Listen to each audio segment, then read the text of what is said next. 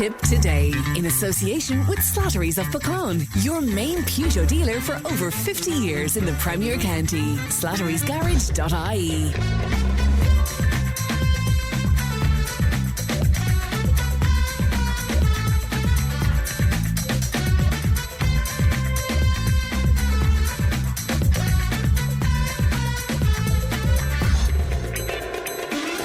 Good morning, welcome along to Tipp Today. 1800 938 007. That's our free phone number. Won't cost you if you'd like to make a call to us. And Ali is producing today. Now, lots and lots of rainfall out there, lots of flooding as well, and it's not looking good for the rest of today. So if you are out and about, or you're about to go out and about, will you do mind yourselves on the roads?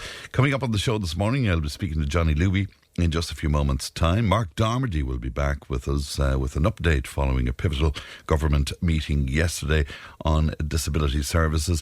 Tipp Today listener with flooding issues at his home. The Taoiseach Michail Martin will be joining us as he visits Tipperary today. Issues with flooding in Nenagh as more rain is forecast to fall today, and of course our Friday panel will unpack the hot topics of the week. So all of that and much more on the way. You can text and WhatsApp 083 311 3311. You can email tiptoday@tippfm.com. We have that prize for you as well, a final €50 voucher from Carrickdon, and they are celebrating their brand new store in the heart of Clonmel. And exclusive ranges, I'm told, ladies' fashion, jewellery, gifts, homeware, and of course the spectacular Christmas shop as well. I'll give you a cue to call where that competition is concerned a little bit later on in the programme. Front pages of some of your newspapers today. The Irish Daily Mail telling us that a Sinn Féin activist has been arrested in connection with a far-right extremist plot to attack a mosque.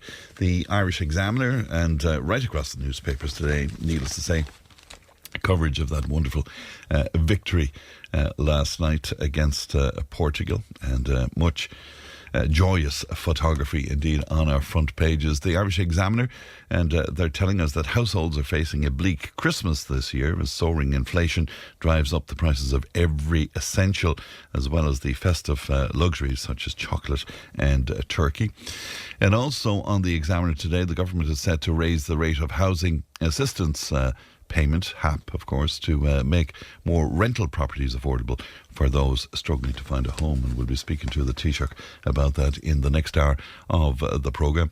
Also reading on the Examiner today that a vaccination programme for the poultry industry to combat the rapid spread of bird flu has been ruled out by the Department of Agriculture. The Irish Times dominated by probably the best photograph from last night. Republic of Ireland striker Troy Parrott celebrating scoring his second goal in the World Cup qualifier against Portugal at the Aviva, but it's a top-class photograph. It really is wonderful. Also on the Times today, we're reading that once again the local authorities are being told to put long-term homeless families with children to the top of the queue for social housing as part of a concerted government effort to reduce the number of children in emergency accommodation. That Sinn Féin story is there as well. The Irish Independent, and the lead story on the Indo today, the Department of Transport has admitted it does not know how many drivers are failing to pay motor tax. Last year, the state took in over 928 million in motor tax, up on 910 a total in 2023. But the Department of Transport does not have a system to monitor compliance. Can you get your head around that, please? Well, there you go. Well, what a night of drama at the Aviva as Ireland defied all of the critics, all of the odds to beat Portugal by 2-0 in a game that had so much, including, of course, a red card for the world's best player. Here are some of the highlights. Drilled in around the back, Scales wins the header in! Troy Parrott! Lift off at the Aviva Stadium. That is a massive goal. And no surprise, it is the man banging form, Troy Parrott, who's got it. The assist from Liam. There's one over the top. And Parrott, I think, is onside. As might not have been. Troy Parrott shifts it, gets his shot away! Troy Parrott on the double! And talk about the cat amongst the pigeons. This is dreamland for Ireland. There's a man down in the box, a collision in there. And what, if anything, did the referee see? He's going to Ronaldo, it's a yellow card. It's got to be red, referee. I think he's going to go back pocket, is he? Yellow card cancelled out, red card for Ronaldo. And that cheered as much as any of the Parrot goals in the first half. A sarcastic applause from Cristiano Ronaldo to the Aviva crowd. So complimentary about Dublin, about the stadium, about the Irish team. Complimented me with putting pressure on the referee. But listen, it had nothing to do with me. It was his action on the pitch that cost him a red card. Had nothing to do with me, unless I got into his head. Maybe it's the fans. They make an amazing atmosphere. I think it's probably the best night that I've ever had in my whole life. So it's I have no words to describe it. Absolutely fantastic. And of course, at the end there, we heard from the man of the match and the goal scorer, Tri-Pirate. So let's go to Johnny Luby. Johnny, good morning to you. Good morning, Fran, and good morning to the listeners out there on a wet, windy morning so far. Wet, windy morning indeed, but the good stuff for us. I mean, that was an incredible game last night, wasn't it? Yeah, Fran, unbelievable. It brought back memories of 1990 and all that era with Jack Charlton and a huge crowd there in the Aviva Stadium. It was a marvellous victory, one that certainly was not expected. You know, but that's Ireland for you, isn't it? Like, that they could go and beat Portugal 2-0 and then at the same time we'll say they're playing teams that normally we would expect them to win, and here they might lose or get a draw or whatever. But last night they played some soccer. There was some atmosphere there, and looking at it on television, it was unbelievable. Brilliant altogether. And we'll be talking about that a little later on in the programme as well. Yeah, Johnny. Yeah, I heard you saying there about, just there that... I think the Portuguese coach or something, he was talking about the Irish coach bringing pressure on the referee and that. It was Ronaldo himself, I think he blamed the manager. Yeah, far be it from us trying never to put pressure on a referee. I mean, we'd normally say above in Kilpeak when a referee is coming, you know, we'd go out and greet him, which all rugby clubs do, and just say to him, listen, you're a fantastic guy. You know something? We've never lost a match under you. No pressure. No pressure whatsoever. Johnny, are you flooded out? Have you a kayak down there in the Fourpenny Road? That's right, from Michael Lundigan. Yeah, kayak.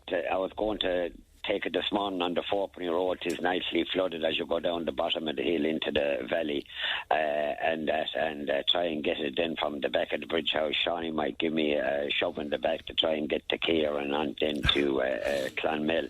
But definitely it is bubbling at the bridge house in Golden, just waiting to come out across the road. I'd say if you picked into it to run across the road down the Abbey Road. But look, all I'd say to Fran is, before we talk about any sports or anything else like that, just to be very worried driving there in the next all the time, but especially don't chance going through a flood or anything like that, because look, if you don't know the road, you don't know how deep it is, and mind yourselves going around the bends, because there's rainwater flowing back into the floods at all times, you know. And I believe we'll say Ballygriffin Bridge now there between Golden and Dundrum, there the water comes out there now. It was out there yesterday, but it wasn't bad. But definitely in the next day or two, just mind yourselves on all roads, Fran.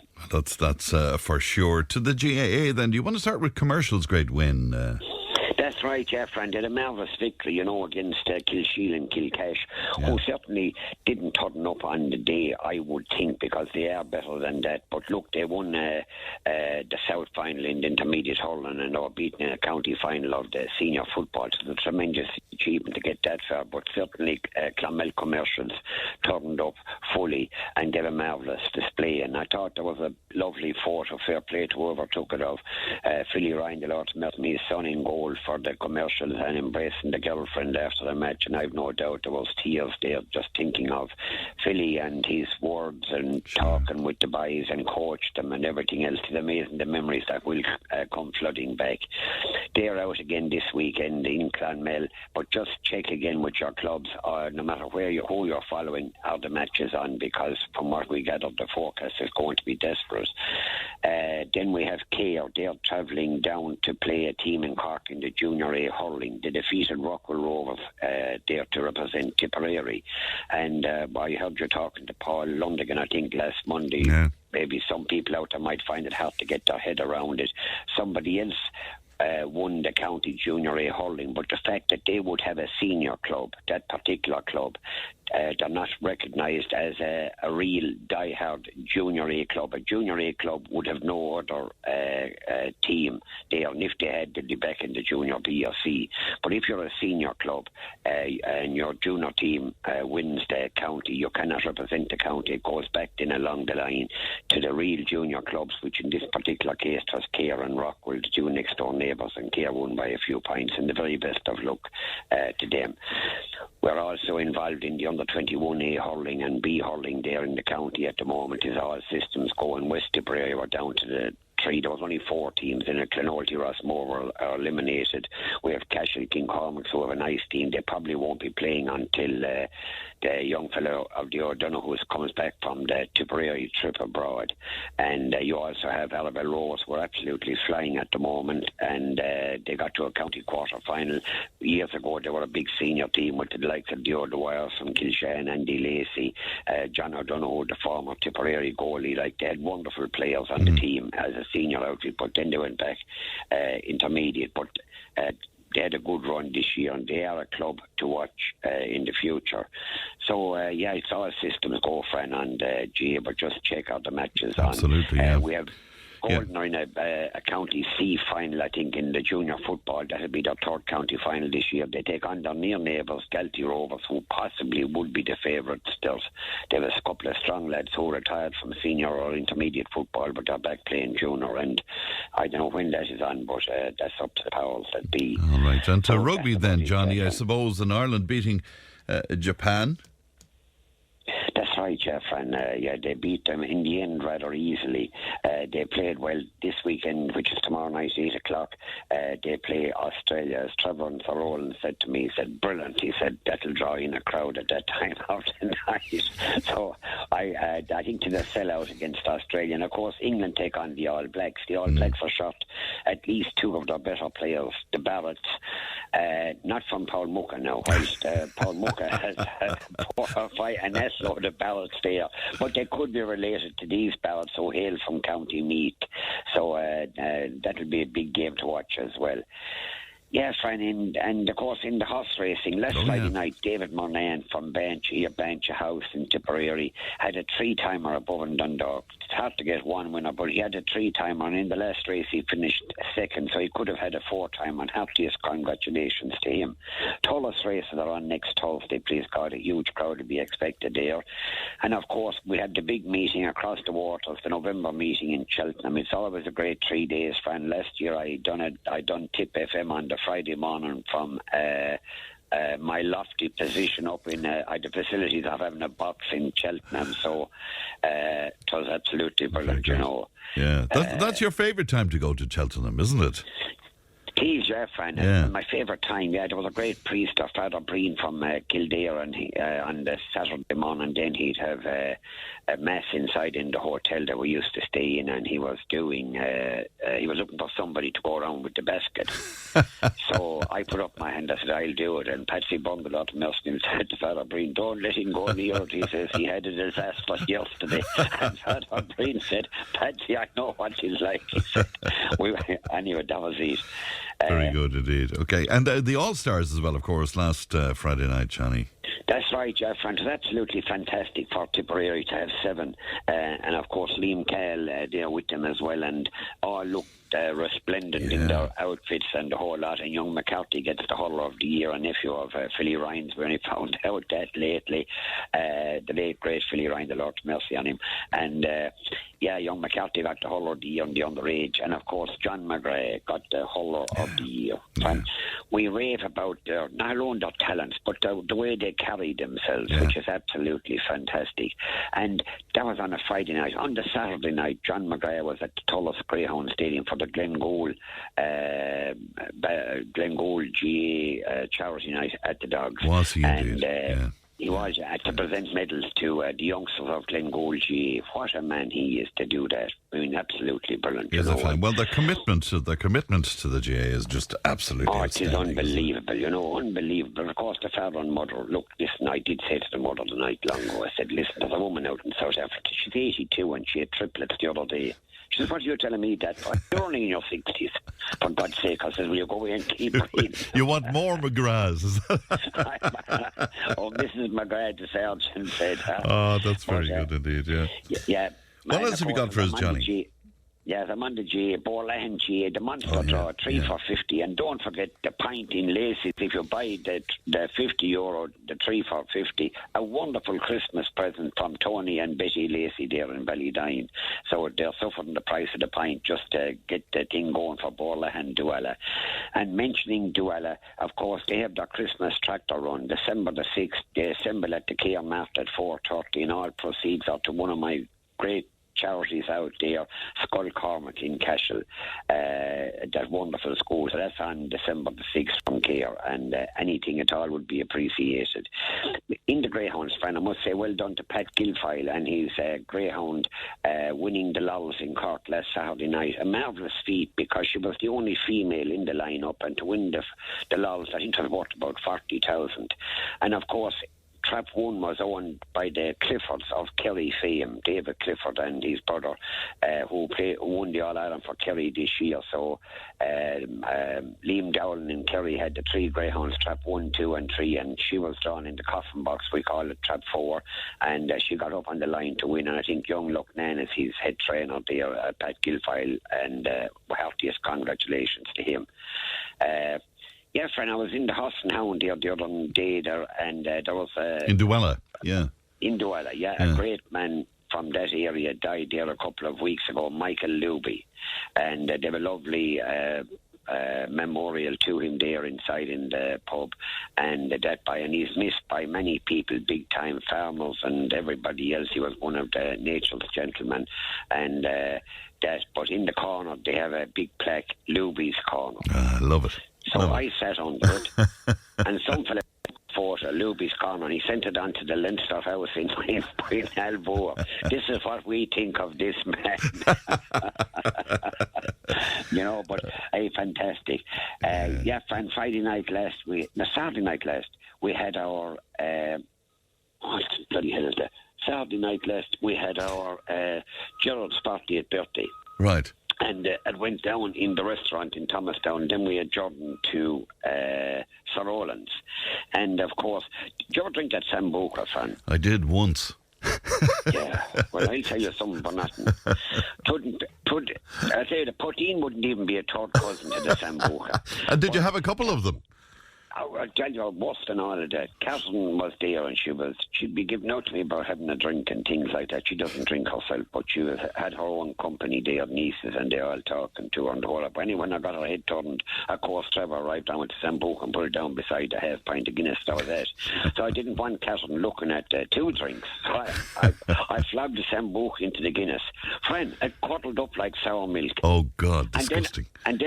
And then I had to drink it. And what did Trevor do then when I was a quarter away from the bottom? Didn't Trevor top it up again? Stop by the life. Anyway. Very good. Is there a cookery demonstration happening, Johnny? There is, outside in the Horse and Jockey there in Tom Egan's well-known establishment. Yeah. Edward Hayde is in the saddle. Good old friend of ours, yeah. Yeah, a top-class man. And I definitely, if I can at all, friend, I'm going to go and ask him a few questions about the deep fat fryer and see what does he think about it, just to upset the Will you ask him about boiling eggs in kettles as well, Johnny? Fran, I got a book during the week, the St. Michael's book that I was telling you about on stories and the crack and the victories and the whole lot. It's a wonderful read, and that about great times that they had, and all of us who followed the sport, all the sports. It's a great read. You can get it in Fitzpatrick printers or from any committee member. It's on sale. They've advertisements there in it and that, but fair play to them and that. But tomorrow night, friend, we have a dog night in Tullis Greyhound Stadium. It's for the Clonolty Rossmore ladies. A night at the Dogs in Tullis starting at 7:30 in the very best of luck. And I was just reading there on the paper during the week there where I know you had Dan Quirk in, but just to say a sincere thanks for on Wednesday night next Ballyluby Duhill. They'll present Dan Quirk of the Dylan Quirk Foundation the proceeds from their Duhill tractor run, totaling €5,277. It takes place in Duhill Hall at 9 o'clock, and all are welcome. But a tremendous gesture to do that, even if there's only €110 that's presented, it's appreciated. But to do 5,277, absolutely fantastic. Yesterday, Fran, yesterday my day was this. I called to the lovely shop and filling station above at the Rag, right beside the county Camogie ground. Yeah, brillint station. I know it well. Yeah. Yeah, they were asking for you, of course. Never asked about me.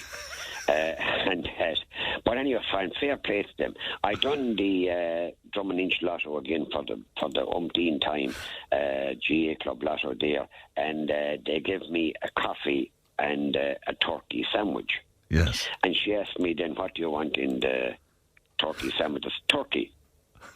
And she says, what do you want with it? I said, a nice load of salt. And she said, Johnny Luby, what about your cholesterol? I said, I was with Mr. Merchant the other day, and he said, your cholesterol is absolutely flying.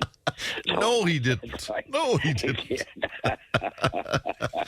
But anyway, you're to mention, somebody is telling me you didn't mention Lockmore or something. You shouldn't mention what Lockmore are doing this weekend. Oh, Lockmore football. I'll be getting back to them in a minute. Lockmore football, they're in the Munster Championship. No, the Hurlers.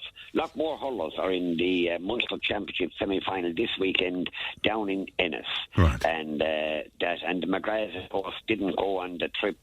That'll show you about them as well. I mean, they stayed loyal to Lockmore, Castleiney. They didn't go on that famous trip abroad. And fair play to them. They'll turn out with their green and red colours there on Sunday or at the weekend. And the very best of luck to them. If you're going to that match, just ring and make sure that the games are on with the weather we're getting. Yeah. So, Fran, after the Rag then yesterday, I called to the nursing home in Rackheath, and Jim Burrow went out there, so I said I better go out and say hello to him. And then we called on to Barden Lodge, and I met the Bake there. He was 100% behind the Irish soccer team. I'd say, Fran, he wouldn't know a soccer ball, but that's neither here nor there. But we called in then, Fran, to Maloney's in Paulmucca. Yeah. They have a big award up on the counter, Tipp FM. Very good. Yes, they won an award. Of course they did. Yeah. Was Andy there or? No, Andy wasn't there, but John and Bridget were there. The governors. Hey, I'll tell you one thing. Last week, they're good drinkers going into. I said, I couldn't tell you. I said, but they're very intelligent. I said, these lads know everything and anything about me. I said, they seem to do. They must be Googling and they're doing something. But anyway, that's the way it is. The award is sitting proudly above. And Fran, were you ever in Maloney's? I was in Maloney's many, many years ago. I was indeed. Yeah. By God, you better go in there. I will. Yeah, because I left a pint there for you. You did in your backside. But Fran, overall, look, hey, the big thing is that just mind yourself on the road. We just keep repeating it there because, you know, and that I chanced yesterday. Now I had an idea of the road on the way going up to the Rag. Oh, the tumbling paddies are playing in the Rag, in the Rag Bell. Oh yeah, very good. Yeah. I'll have the dates for you next week because I have to go up that way again. I have to look at a couple of hens. If you get my drift. Oh, right, I get you. Oh, it took me a while to get that. Speaking of the garage and the shop there at the Rag, Jamie was on. He's telling me that there's flooding around there, so people need to be just pretty careful there in that area at the junction. Very good, yeah. I'll be speaking, Johnny, I'll be speaking to Michail Martin in a little while. Do you want me to pass on anything from the Fourpenny Road? Could you ask him a genuine question? I will. What? Well, ask him a couple of them. Go to town now. Ask him, what is the position with the Children's Hospital? Right. 2.5 billion, and it started at 800 million. I think it's a good question. Well, it's been asked several times. I don't think anybody knows the bloody answer to it, though. Well, ask him then this question. If a person was a TD, and he went back for the election the next time, and he wasn't. The people of that county said, we don't want him, so he didn't get the seat. Then he went for the Senate, and the people that can vote and that are all the smart people up and out of college and everything else, they didn't elect him. What did Michail Martin do? He parachuted him in as one of his 12. But that's his prerogative to do that, Johnny. You see, that's... But what's that giving? Isn't that giving the two fingers to a county? Well, yeah, maybe. Or it might be just that he sees something in that particular person that others don't see in him. Right, the final question you can ask him is this. What? Where did Cork go in the second half of the All-Ireland? I'm like Delby in Bolton Hospital. All right, Where did Cork go? I'll definitely ask him that. All right. Tell him from a great one-time Fianna Fáil supporter. All right. Johnny, look after yourself. Thanks very much indeed. Thank you. Bye-bye. Bye-bye. That's Johnny there, who's a little flooded in on the Fourpenny Road outside of Golden. We'll take a break. Back in just a moment. Tip FM's Tip Today. With Slattery's Garage, Puck On. Main Peugeot dealers in the Premier County. And now stocking the full range of the luxury French car brand DS Automobiles. Book your test drive today with Slattery's Garage, Puck On. See slatterysgarage.ie. Tip FM's Tip Today. With Slattery's Garage, Puck On. It's time to change. Test drive the award-winning range of Peugeot hybrids and fully electric vehicles at Slattery's Garage today. See slatterysgarage.ie. If you want to let us know about events that are either going ahead or being cancelled, you can do so on 083 311 3311, because already I'm hearing from my lovely friends up in Laura, and they're telling me that Laura GAA Social Dancing is going ahead tonight with great friends of mine, Carmel and Larry from Checker. So that is going ahead, but feel free to let us know. 083 311 3311. Now, a Tip Today listener was in touch with us about issues he's having with water runoff from the road, which is greatly affecting his home, and the photographs are here in front of me. Of course, with the amount of rain that fell this week, that problem has gotten even worse. Ziggy Messiah joins me now. Ziggy, good morning to you. Hi, good morning. How are you? And good to talk to you today. Where exactly are you living, Ziggy? I'm living in Kilcommon, in a small village in Tipperary. And I know that you've been there about 10 years. Will you tell me about the issues with your driveway and the flooding? Yeah, so we bought that house about 10 years ago, and it was absolutely fine for a couple of years. And then I think the first time it happened in 2022, at least I have evidence of that. You know, we had a case with County Council. It happened on that time. So the water is going down the hill. Drainage is blocked on the other side of the road, and that is causing it's cutting a deep channel along the road surface and onto my property. So the road is heavily damaged, and it is washing away the stones, and the stones are all over the road. And it is causing a public safety hazard. And I'm just looking at the pictures here. I'd imagine you'd even find it very hard to drive on that. No, I'm unable to drive in or out. That's the problem, and you know that's a huge risk for myself and for my wife. If anything might happen, you know, if we need a kind of ambulance or fire safety, there's no way that someone can drive in. Am I right in thinking, Ziggy, that the council, they react to this every time it happens, but it's not a permanent solution, is that? No. Yeah, so they have fixed that at least 2 or 3 times. They said they fixed that somewhere on the top of the hill, and they have fixed that the surface here, you know, on my property. And that's just reappearing after every heavy rain. So you're calling on them now to do something permanent about this? Yes, I have called them just straight after that heavy rain. They said they will send an engineer. They didn't get me any kind of response. I had to call them a couple of times. Eventually, yesterday, they said it's my fault. It's on me to fix that. How come it can be, you know, my fault to fix the whole road damage? And how come I can fix something on the top of the hill? It's a public road. How could this be your fault? Because this is coming from a different source altogether, isn't it? Yeah, it's coming from the top of the hill, and again, there's a drainage on our side of the road. There's a drainage on the other side of the road. As far as I know, the other one is blocked. It's not working at all. So the whole water is coming down on our side. It's just causing that damage. It's causing, not just the damage to our property, but it's a public safety hazard. I'm looking at the photographs. I can't see many houses around you. Are there other householders with similar issues? They don't have a similar issues. Well, I'm not sure what is on the top of the hill, but the nearest neighbor is like about over 100 meters away each side.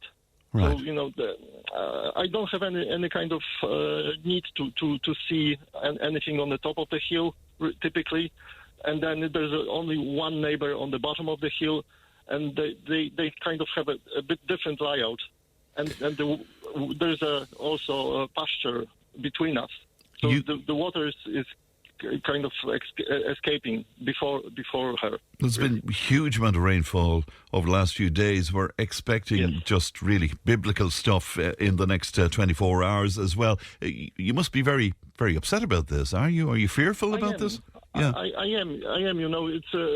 It's happening on every heavy rain, and we are kind of worried. What next can happen? At least at this point, there was no kind of emergency situation, so we were lucky with that. But you never know what can happen, right? So it is very dangerous to us. Again, we cannot drive in or out, and we live in such a rural area. There is no public transport here. Even to the village center, we have over 2 miles.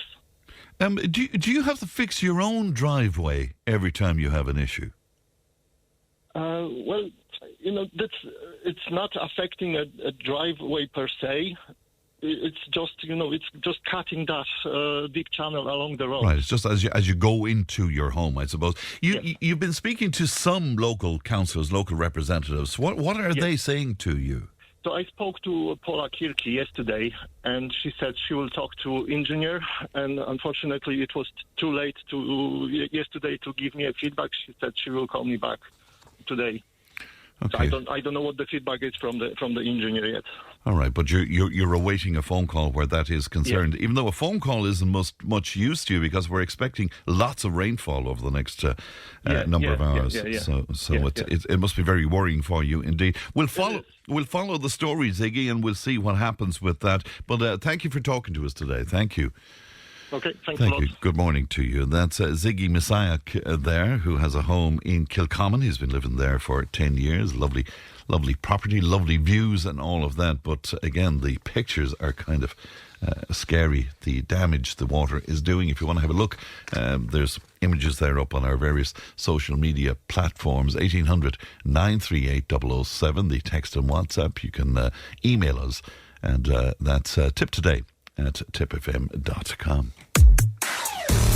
Tipp FM's Tipp Today. With Slattery's Garage, puck on. It's time to change. Test drive the award-winning range of Peugeot hybrids and fully electric vehicles at Slattery's Garage today. See slatterysgarage.ie. If it matters to you, it matters to us. Call Tipp Today on 1800 938 007. Now, Willie is in Dollar. He's very cross. He says, we're being forced to pay property tax for so-called services. What services is this man or anybody in rural Ireland getting for this tax? It's an absolute joke. We have to look after hedge cutting, private wells, etc. No lighting in rural Ireland. Services my arse, says Willie in Dollar today. Hello, Bridie. How are you? Yeah, it was lovely to bump into you last week, and I hope all is well with you. B was on. Suffice to say that she's unhappy with the idea that Michail Martin is in Tipperary today, and she has a lot to say about that. Dennis was on from Clonmore. He said, I'm still in shock after the great win last night, but on to another great sport. Could you ask Johnny Luby if he has any advice for me? as I prepare for Fitzpatrick's Country Club Clonmore Christmas Pool Tournament. I'm the red hot favourite this year, and rightly so, but really trying not to get too ahead of myself. I think you might already be ahead of yourself, Dennis. I presume Johnny's advice would be have a couple of the sambucas he had out in Trevor's place in Thomastown, I would imagine. Anyway, let us move swiftly on. This week we spoke with Cara Darmody and her dad Marc as they announced the latest event in their efforts to raise awareness around disability issues, a 50-hour sleep out event scheduled for next month outside of Leinster House. However, there's been a development since their appearance with us on Wednesday, and Marc Darmody joins me now. Good morning to you, Marc. Good morning, Fran. Good morning to listeners. And good to talk to you today. There was a pretty much immediate reaction to your appearance on Wednesday. There was. First of all, sorry that Cara can't be here. She had to go into school to do some, as she called it, small exams. So she apologises for that. As she said, Daddy, nobody will want to hear from my dinosaur dad joke. There was an immediate reaction. As Cara said, her last sentence was, everyone listens to Tipp FM, and it seems that she's right. Because the Minister requested an urgent meeting. That's Minister Norma Foley, who's the Minister for Children and Disability. So that meeting took place on Zoom yesterday evening for 75 minutes. A very in-depth meeting. So how these meetings go, so people knows. They're doing two things, I suppose. They're trying to suss out what Cara is going to do on a political level, and also to listen to what her asks are. Now, we've had 4 different meetings with Norma Foley previously, and I would describe her as very intelligent, very astute, listens to every argument and tries then to go through them in very minute detail. Now, I suppose the last time Cara met her was last April. There was no outcomes from that meeting, but 6 months later, Cara got every single ask around the assessment needs law and funding. So Norma Foley would be a slow burner, yes. A very intelligent person. So look, Cara got the opportunity again, and it's a huge opportunity because the HSE were also on that call. Their Director of Services for Disability was on that call. So the two people you need to talk to to get money and to get change, Cara was talking to the two of those last night.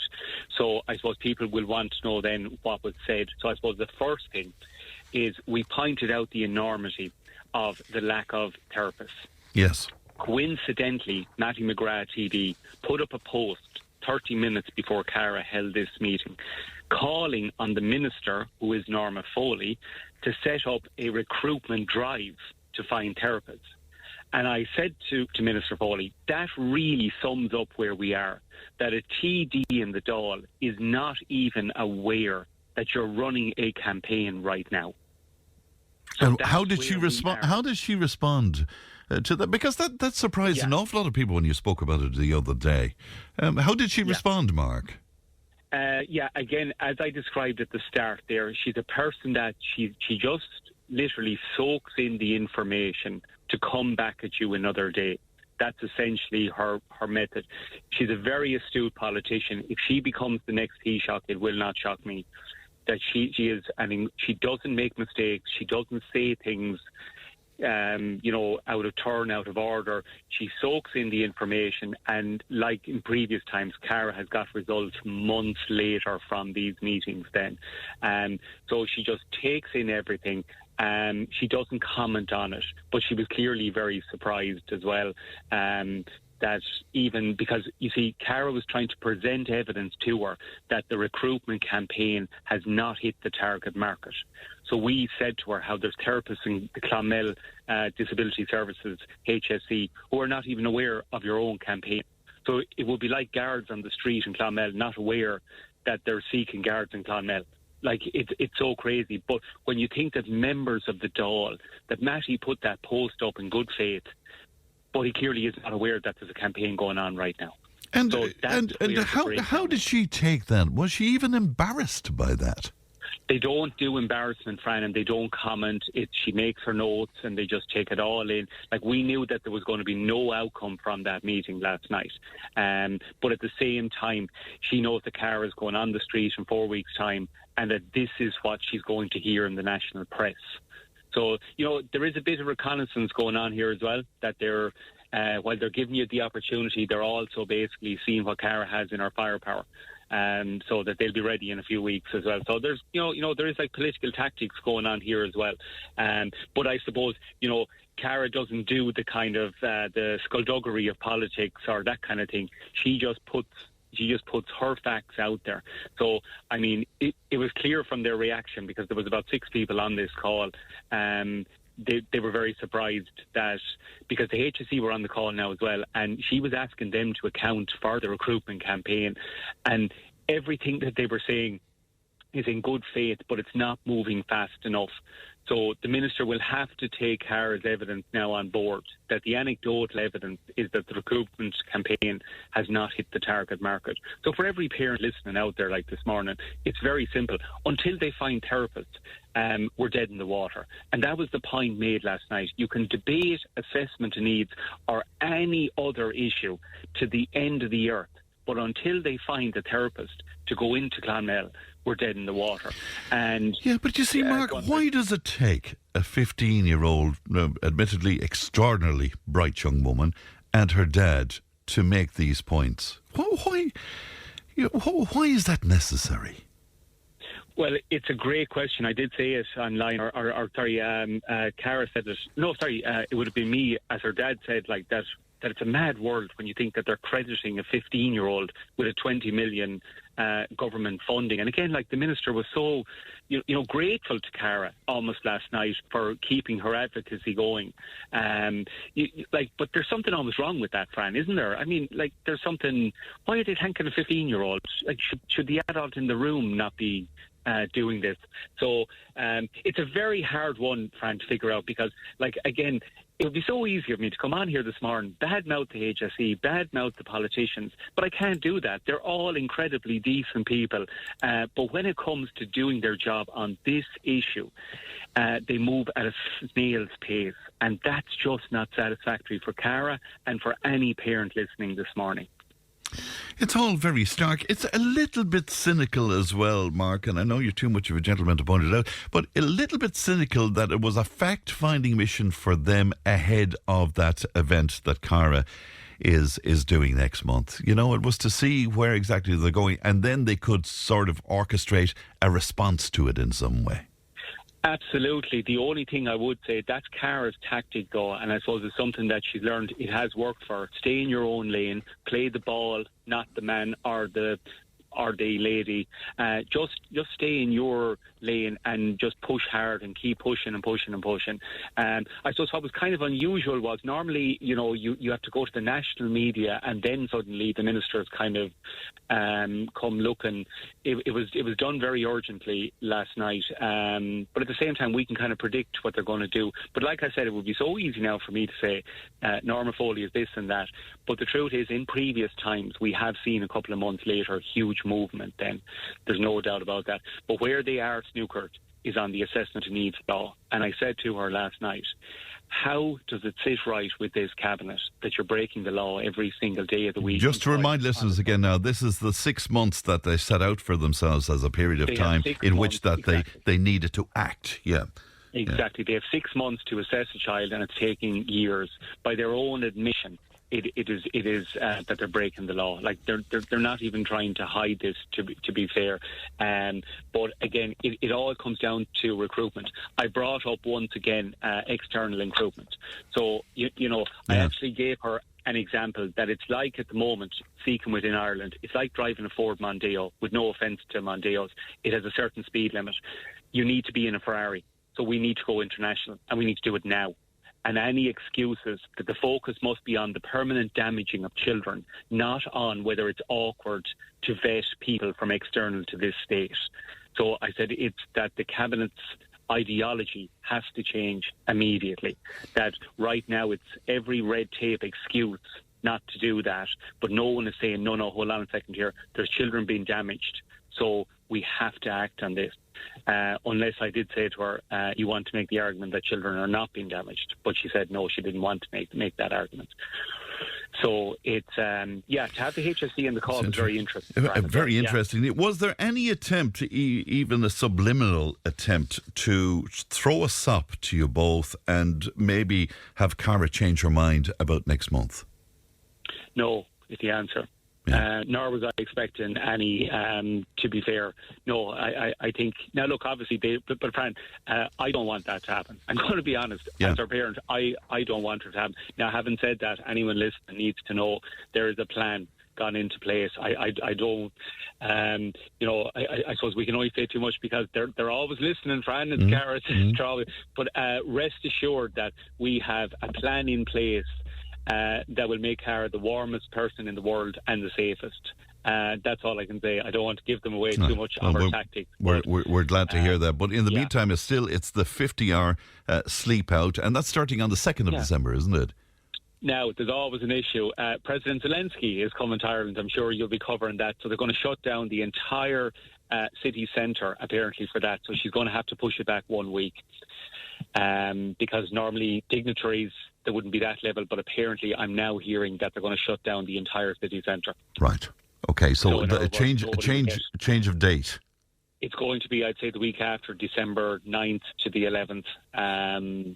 But yeah, look, that's just, these things happen. But I don't think it makes any difference. It just puts it back on the radar, and that's what she wants. All right. Well, when you have more detail on that, you might share with us, Mark, that we can make sure that everybody knows about it, because it's going to be another powerful event, I would say, to be honest with you. Absolutely powerful. Lovely to talk to you, Mark. I'm glad you're getting a response through the programme, and thanks for coming on with us today. Thank you. Thank you, Fran, and thanks to Tipp FM once again for leading the way on this and for bringing the Minister to the table. Congratulations. You're very welcome indeed. Thank you. That's Marc Darmody speaking, of course, on behalf of his lovely daughter Cara as well. News and information's coming up. Tipp FM's Tipp Today. With Slattery's Garage, Puck On. Main Peugeot dealers in the Premier County. And now stocking the full range of the luxury French car brand DS Automobiles. Book your test drive today with Slattery's Garage, Puck On. See slatterysgarage.ie. Tipp FM's Tipp Today. With Slattery's Garage, Puck On. Over half a century driving the people of Tipperary and surrounding areas with quality, reliable and economical vehicles, new and used. Call the sales team today to discuss your next car or van on 067 24111. Rina Mahgut Bruno, welcome back to the second hour of Tipp Today. 1800 938 007. The text and WhatsApp is 083 311 3311. Now, the Taoiseach Michail Martin is in Tipperary today to attend the passing out ceremony for the Gardaí at Templemore. He'll also be attending the Tipperary Chamber Awards tonight in Nenagh, and he joins me online. Good morning to you, Taoiseach. Good morning, Fran. Good to talk to you. And very good to talk to you, and welcome to Tipperary, a very wet Tipperary indeed today. Can I start with a much-needed positive? I know you were watching the game last night. It was a great occasion for Irish football, wasn't it? It was fantastic, and fair play to the players. They were up against it. Many people were worried going into the game, if we are all honest, and didn't see that outcome, didn't see that performance. But I think it is a turning point for that team, and particularly Troy Parrott, I think just an extraordinary night. And to the manager, Heimer, watched his post-match interview. I think very calm, very composed, and there seems to be a steely determination there. And it's a great sign when you can come back, from some initial games that went against us. It's a great sign of resilience that they were in a position to come back and have such a commanding win last evening. I got a lovely text from the President of the European Council, Antonio Costa, who's from Portugal, who was very gracious in congratulating Ireland on a great success. So we do have that bit of banter between leaders across Europe. I can well imagine, indeed. We had a long wait in an airline and going to Brazil, and he kind of said to me, maybe you got your revenge last week. Very good. Much coverage and commentary indeed about the release of your housing plan, the plan aiming to deliver 300,000 new homes between now and 2030. It's very ambitious, Taoiseach, because according to the CSO, 30,300 new homes completed in 2024, a decrease there of more than 6.5%. We know the commencements are down this year as well. You're talking about being bold with your ambition here, but really, is it being over-optimistic? We can't have, no. First of all, commencements are very high for 23-24 because of the waiving of the development levies. And there has been then a consequential sort of reduction in commencements this year, but they were really at record highs in 23-24. The challenge is to convert them now into completions this year and next year. The population is growing very rapidly. It has probably grown at the highest level ever in the last 2 decades. This year alone, we had a net 98,000 people coming into the country. So there are pressures on our housing system, and we have to simply build far more houses than we have been. We have moved from about 20,000 houses a year in 2019-2020 to now about 30,000 plus. And we need to get to certainly around 50,000 per annum and maintain that then for about a decade to get on top of this issue. And we're all out. And the importance of yesterday's plan is that it's not just about building housing alone and allocating money to the housing department. It's combining that with substantial ring-fenced investment in water services, about 12 billion, and then also in terms of energy, about 18 billion into the grid, so that we connect new houses to electricity and so on. And these very basic infrastructure things that have to be done. Public transport as well, roads and rail, so which will open up and enable further housing developments. So it's not just housing on its own, it's housing combined with an unprecedented level of investment in infrastructure to enable house building. And then thirdly, there has to be reforms ongoing, which we've initiated on the planning system, and also in terms of how we get infrastructure done in the country. And in the next number of weeks, we'll be revealing some of those reforms that have are coming from the Department of Public Expenditure. We brought in an external task force led by Sean O'Driscoll, Ken Timplix, to look at all the barriers to development, to see how we can accelerate particularly critical infrastructure such as water and energy. There's been much, as I say, commentary and critique. The Soc Dems, for example, saying that the latest housing plan from the government is even worse than they feared. No new ideas, no ambition, not even annual targets. Will you take the targets bit? Because people are rather incensed at the notion that you would scrap targets, because we all work to targets. Even in recent days you spoke about climate change targets and the like. Why did you scrap the targets? Well, first of all, we have targets in terms of we want to build 300,000 houses over the next 5 years. We have an annual target of 12,000 social houses, and we can control that in terms of that is delivered by the state, working with approved housing bodies and local authorities. And in terms of, but the demarcation line between December 1 year and January is a false one in terms of the journey of a construction of any house. Completion figures will be published every year. In terms of what we built, say, in 2025, we find out precisely in the first quarter of 2026. And so those completion figures will be there. So there's I think that there's far too much attention on that issue. It's not a substantial issue at all. The substance is getting the houses built. The substance is getting greater water infrastructure in, less judicial reviews against essential infrastructure. I mean, this will be the key in terms of getting the level of housing that we want built in the country.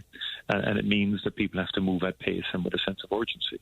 And ultimately, government will be held accountable on the outcomes and on the results and the amount of houses we have built. Like Housing for All had annual targets, and it exceeded its annual targets. And then people complained that we didn't set the target high enough.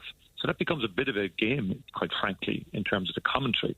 But the ultimate point is that we know the need is high because of population growth. We know we've moved the dial from about 20,000 a year to 30,000 a year, but we need now to get it up to about 50,000 a year, and that's the challenge. And the Social Democrats and others haven't produced anything substantial. Well, what we've been hearing, I've heard... Like today I'm in Thurles now and doing 61 houses to it, Tipperary County Council, Chairman John Cara and Ryan O'Mara and Imelda Goldsworth and others. Like, that's the kind of thing we want to see more of. The Thurles Lions Trust, they're doing 10 own-door apartments now. That's been sanctioned by the department. I mean, that's the kind of ongoing work, and it's happening on the ground, but we need to increase the scale. Right, and again, we would have heard this time and time again. I mean, 4 housing plans over the last 12 years, successive governments not able to deal with this in any real way. Well, I think the Housing for All did, actually. And I know there's a bit, some of the commentary is glossing over the fact that Housing for All exceeded its targets. And that needs to be acknowledged. You can argue the targets don't meet the need, But they don't meet the need. I mean, look at where we are. Overnight. Like if you look at what happened 2013, 2016, 2017, very little built in the country. By 2019, you're up to about 20,000. COVID-19 hits. We have 2 lockdowns in construction. But we still manage, by the end of the last term in government, to get to 33,000 per annum in 24. Yeah, but if you look at local authority housing, if you look at local authority. Could I just make the point that we will be, in 23-24, we were on the top 3 in Europe in terms of housing completions.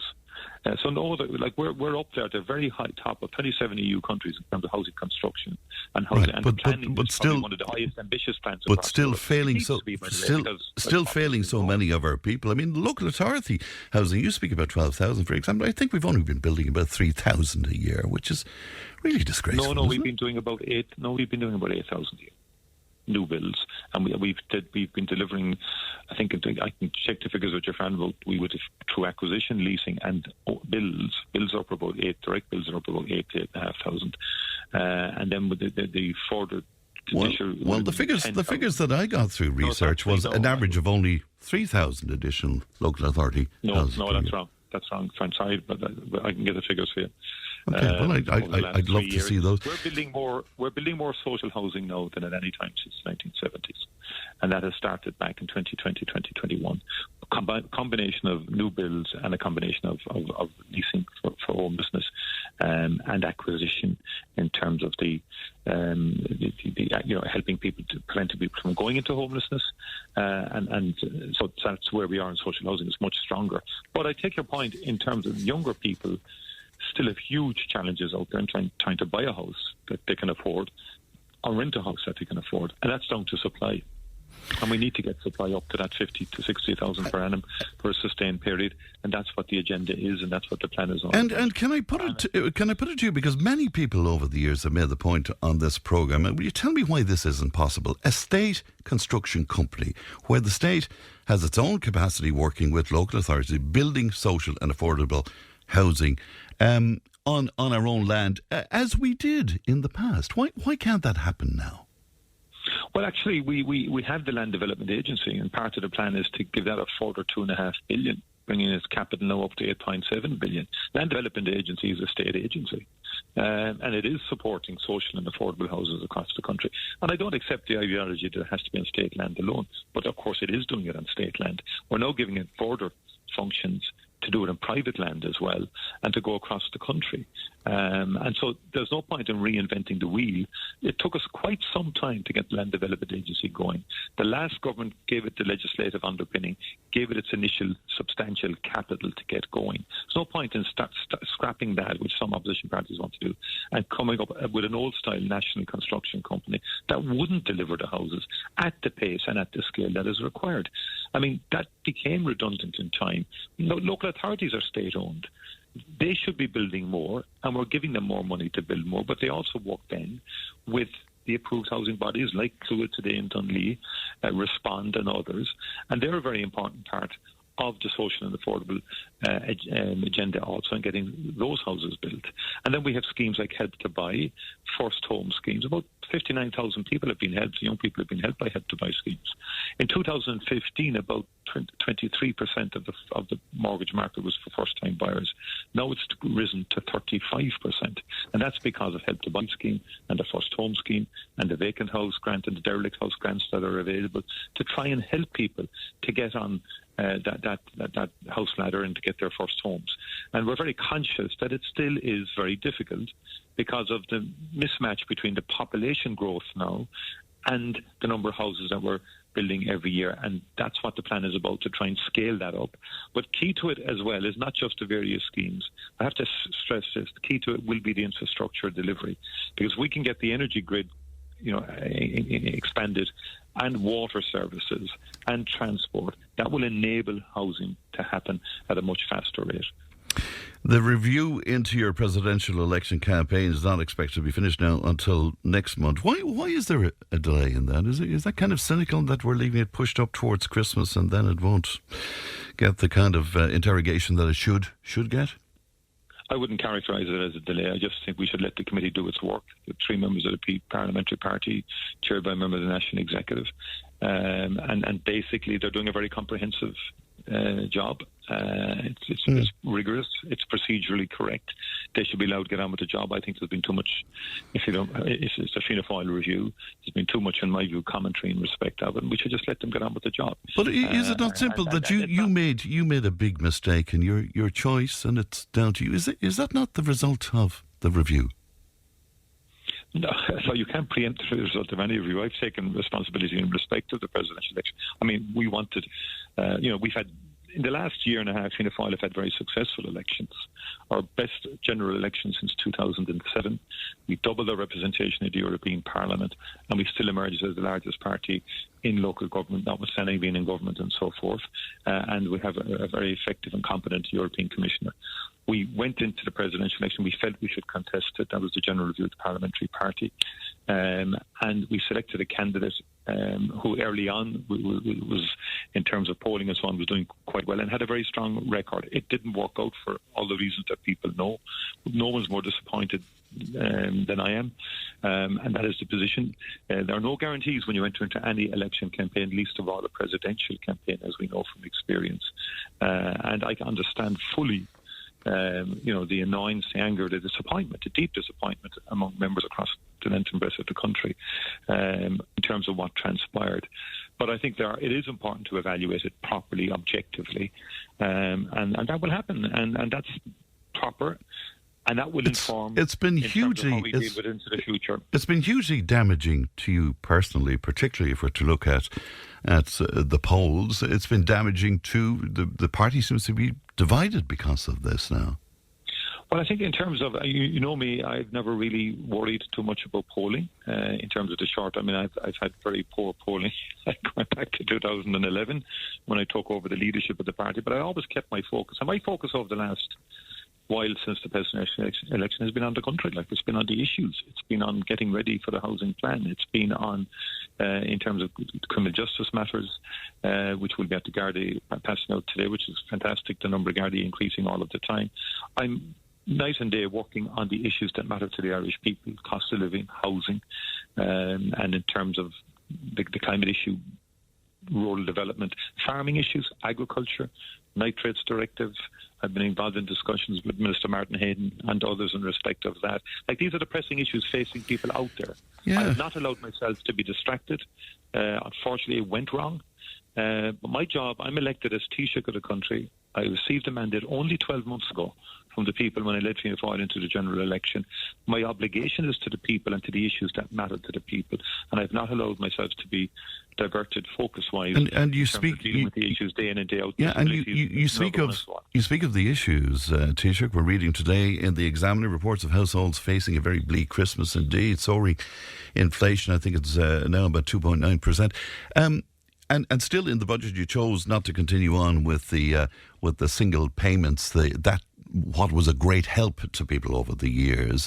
Was that a mistake, do you think, now, when you consider the cost of energy, insurance, all of these things, day-to-day household goods, all of that? Costs are a real issue for people. There's no question about that. And that's why we brought in the free book scheme for schools over the last 2 to 3 years. No one ever anticipated that would happen. We did it. And that's why we have brought in a whole range of measures, and we've embedded them now permanently into the social protection system. We increased payments like domiciliary care allowance very substantially this year, and last year the child support payment. We have targeted our resources to those most in need in this budget and those on the lowest incomes to try and help them get through what are very difficult cost of living issues, from energy to food in particular. And we will continue to try and bring down inflation. The IMF are forecasting that our inflation will come down to about 1.7% over the next 2 years. But that said, given what happened in COVID and post-COVID, and then the invasion of Russia in Ukraine and the energy price hike, that has created real elevated price pressures on people, and I acknowledge that. So in the budget we tried to target resources, and we provided a strong social protection package. we can't keep on doing the once-off measures. It's not financially sustainable into the future. And we have to focus and target our money, I think, more effectively. And then we decided that we would invest, because housing, we started off talking about housing correctly, and we wanted to allocate the greatest amount of resources to housing, to energy, to water, because those are the essentials of life. And with a growing population, we need to make sure that we provide for the people in respect of those core issues. I realise that time is an issue for you, but can I just put it to you, since I mentioned this morning that you were coming on with us, we've been flooded with listeners on text and WhatsApp and phone calls saying to ask Michail Martin about immigration, and it appears to a lot of people that there's been a bit of a turnaround, particularly with the Taoiseach and yourself, in terms of your approach to immigration. Some of what you're saying now, if anybody said similar last year, they might be branded as being far right or racist or so. What do you say to the listeners who have grave concerns about this? In terms of what I've said, I haven't changed my views in respect of, first of all, migration has, as I said earlier, has been a very strong contributor to our economy and to our society, in respect of our health service, in respect to hospitality industry, for example. I think people are referring to illegal immigration and to white pass and to housing people coming into the country and all of that. Well, in terms of, I've been very consistent in terms of those seeking asylum in the country. We need to have a rigorous system that's fair, but that's also timely. In other words, one of the problems in the past is people have been waiting too long to get responses to their applications. We've dramatically accelerated that, phase 1 in particular, and now Minister Helen is working in terms of accelerating phase 2, which is the appeals, when people appeal a decision. And that's correct and proper that we do that. We're part of the EU Asylum Pact. And so the change really has been, we moved from the Department of Children to the Department of Justice. This government did. I think that was the correct thing to do. I think rigour has been applied in terms of the speed of the system, making it more timely, and also then if people do not have an entitlement to be in the country, then that they go back to the country that they originated from. Like the asylum system was never meant for just for economic migration. It's meant for those who are fleeing persecution, endangerment to their own lives for political reasons and so forth. And that will continue to be the case. And do you agree with the Taoiseach that it's not sustainable what's happening at the moment? Well, you see, the asylum thing is actually a fairly low percentage of overall migration. And I think that's why, when I said earlier about migration more generally, we're part of the European Union, for example, and we have benefited enormously from the European labour market. Many multinationals who locate in Ireland will say, okay, many people like to work in Ireland, French, Germans, Latvians, Polish, and that helps to maintain the level of investment we have in pharmaceuticals, in technology companies, in food industry and so on like that. And then in our health service, many people apply for work permits. They come in legally into the country and they work in the country and provide a critical underpinning. And what I'm worried about in more recent times is this othering of people because of race or ethnicity, which I abhor. And I'm very unequivocal in my condemnation of that. And there are many people in Ireland from different ethnic backgrounds, Irish citizens, many born here, of course, whose parents may have come in and who feel threatened now by an increasing level of violence. And I abhor that, and I'm unequivocal in my condemnation of that. So there's different strands to the migration story, and we need to be conscious of that. And that's the point I would make in terms of how we debate it. But we should be in a position to debate it. We should be very clear on our values as a people, that the dignity of every individual must always be upheld. All right, Taoiseach, good to talk to you today. I know that you're making your way to Templemore there. There's some concern, of course, about that notion that the Taoiseach is speaking about a second Garda College. People there, it's been such a tradition in Templemore, a very important part of the local economy there. And just briefly, before I let you go, do you want to make a comment on that, the idea that we would have a second college? We're looking at of enhancing capacity in Templemore. So Templemore is the key primary training college for Garda Síochána. Today, it's about 194. There are 220 going in now, the next class. That's the biggest in a long, long time, the biggest going in next week, in a decade, I think. So this is very good news. About 11,000 people have applied to be members of An Garda Síochána over the last while, which indicates the high esteem that a job in the Garda Síochána is held and how attractive it is and how embedded An Garda are in our community. But we just need more of them. But you're assuring the people of Templemore, you're assuring the people of Templemore further investment there, and there's no question of anything else in terms of losing the college there or anything like that? No, the college won't. No, absolutely not. I mean, the Templemore will remain, as I said to you, the primary Garda training college. That's a commitment in the Board for government to continue to support. I know Deputy Ryan O'Mara has been on to me about this, and to expand the Garda training college in Templemore as the main and primary Garda training college. If extra capacity and so on, I mean, I think the Minister established a working group that won't be reporting until next year. But again, Tipperary has been the home of recruitment for An Garda Síochána and will remain the home. And Templemore is the key college in that regard. Taoiseach, we appreciate your time today. Thank you, and good morning to you. Thank you indeed.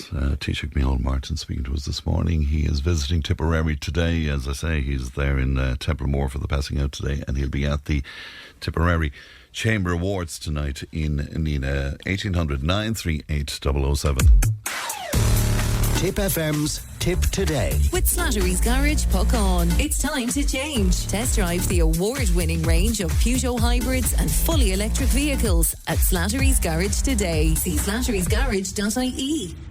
Tip FM's Tip Today. With Slattery's Garage, puck on. Main Peugeot dealers in the Premier County. And now stocking the full range of the luxury French car brand DS Automobiles. Book your test drive today with Slattery's Garage, puck on. See slatterysgarage.ie. And you're very welcome back to Tip Today, 1800 938 007. The text and WhatsApp is 083 311 3311. Now, social media has been full of images of flooding in various parts of the county, but Nenagh appears to be affected pretty badly indeed. And of course, we have the forecast of more heavy rain on the way. Cllr Seamie Morris joins me now. Good morning to you, Seamie. Good morning, Fran. And before I talk to you about flooding, you were listening to Michail Martin there. Ellie was telling me, did he say anything that's making you optimistic about the future in terms of housing and the like, Seamie? I listened to the two of your people on there this morning, and you had reality with Marc Darmody, and you had spin from Michail Martin. And the reason that a 15-year-old legend of Tipperary is holding the government to ransom is because she won't go away. She persists and persists and persists because of her brother, because of the situation that her brothers find themselves in because of government inaction. And I heard him talking about, the meeting with Minister Foley and the HSE. The biggest problem we have in this country is the HSE. They are a law unto themselves. And I'm going to give you a perfect example of the reality that's happening out there, apart from the spin. I know a person that was a speech and language therapist working in a hospital in this country. Their contract finished. They had to go to UK to sign up at an agency. That person got the same job back in the same hospital through an agency in the UK, because the HSE would prefer to pay agencies buckets of money rather than take on full-time staff. And speaking language therapists are probably the most badly needed part of the HSE that we need in this country. But because of the recruitment ban that is still in place, Fran, the recruitment ban is still in place. We have a health service that's over-reliant now on agency staff. And of course, then they can let the agency staff go whenever it suits them. So that's the reality that we have out there. And, no matter, as Norma Foley Mark put it very well, she was doing a scoping exercise to see what would make Cara Darmody, a 15-year-old legend of this county, go away. And then we had the spin. Michail Martin was on this morning. He's staying in a hotel that's surrounded on two sides with floods, talking about how well the country is going and how well housing is going, despite 15,000 people being in emergency accommodation in this country. And Fran, the emergency accommodation doesn't cover the people that are living on people's couches. I'm failing people all the time in housing now because we cannot get housing for them. And yet there's 18 houses in Stringford Meadows and Nenagh finished up to the spec, unoccupied for the last 3 months because we haven't got the housing staff to go in and sign off on it. That's the reality. Martin talks about the spin, and here's the other reality: there hasn't been one affordable house provided in Tipperary, not one. So look, we can continue on with the way we're going and pretend that everything's going okay, but thanks be to God for the likes of Cara Darmody and her parents. They're holding the government to account. That's the situation we're in. Can I talk to you about flooding? Because we had that report back in 2020. There was acknowledgement of the issues in Nenagh where flooding is concerned, but nothing has been done.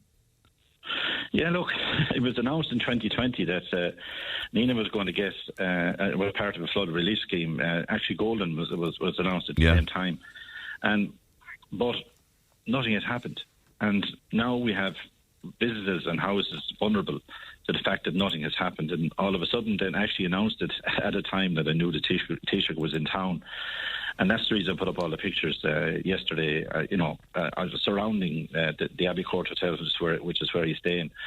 And so that's the reason I did that. And I'm hearing all of a sudden then that we have a response that in 2023 the council went back to the OPW looking for a change of plan or whatever to make changes to the plan to put in the flood relief scheme. And now we're looking for those famous things called consultants to draw up a new plan. So that's where we are. But in the meanwhile, there's several parts of Nenagh that have serious flooding, and I noticed this morning, and then become almost an expert on rivers, that the river has gone down. The rivers have gone down in Nenagh, but we're due to get very heavy rain over the next 24 hours. I'd be very concerned. And actually, our wastewater treatment plant, Fran, was almost completely flooded out yesterday. So if our wastewater treatment plant is taken out, we're in serious trouble altogether. But again, this was, Jacobs that did the survey in the first place for the OPW predicted that Nenagh needed a flood relief scheme, but nothing had happened. And the other thing, Fran, that I know you've been talking to Jim Ryan, we have meetings about rivers in Lower Ormond. And every year we get the people that live beside the river. We have an ecologist in. We have the council allocate €15,000 towards rivers or whatever. There's work done every year, and there's trees taken out of rivers. But there's nothing for urban rivers. It's a crazy situation where the river that the Cllr stream, which flows into the Nenagh River behind the Abbey Court, it's completely clogged.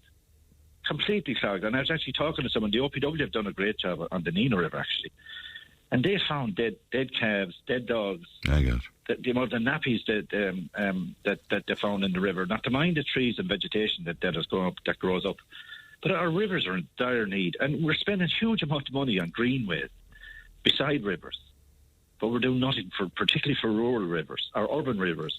We're doing nothing for them. We're building cycleways, we're building greenways, we're building everything, but we're doing nothing for our rivers. And Seamie, the flood relief scheme, was there money ring-fenced for that? And if so, where is that? Or was it spent on something else? Look, to be honest with you, my suspicion is that obviously when there's something announced, there's going to be money announced. And it was supposed to be biannual, by the way. So it wasn't supposed to be just one bunch of money. My belief is that money was taken somewhere else. It was and that's the reality. The Nenagh was just dumped to one side, and the money was spent somewhere else. And that's what happens. And that's why I've looked for in writing. I've looked for to see what happened and what money was allocated and where it went and why it went.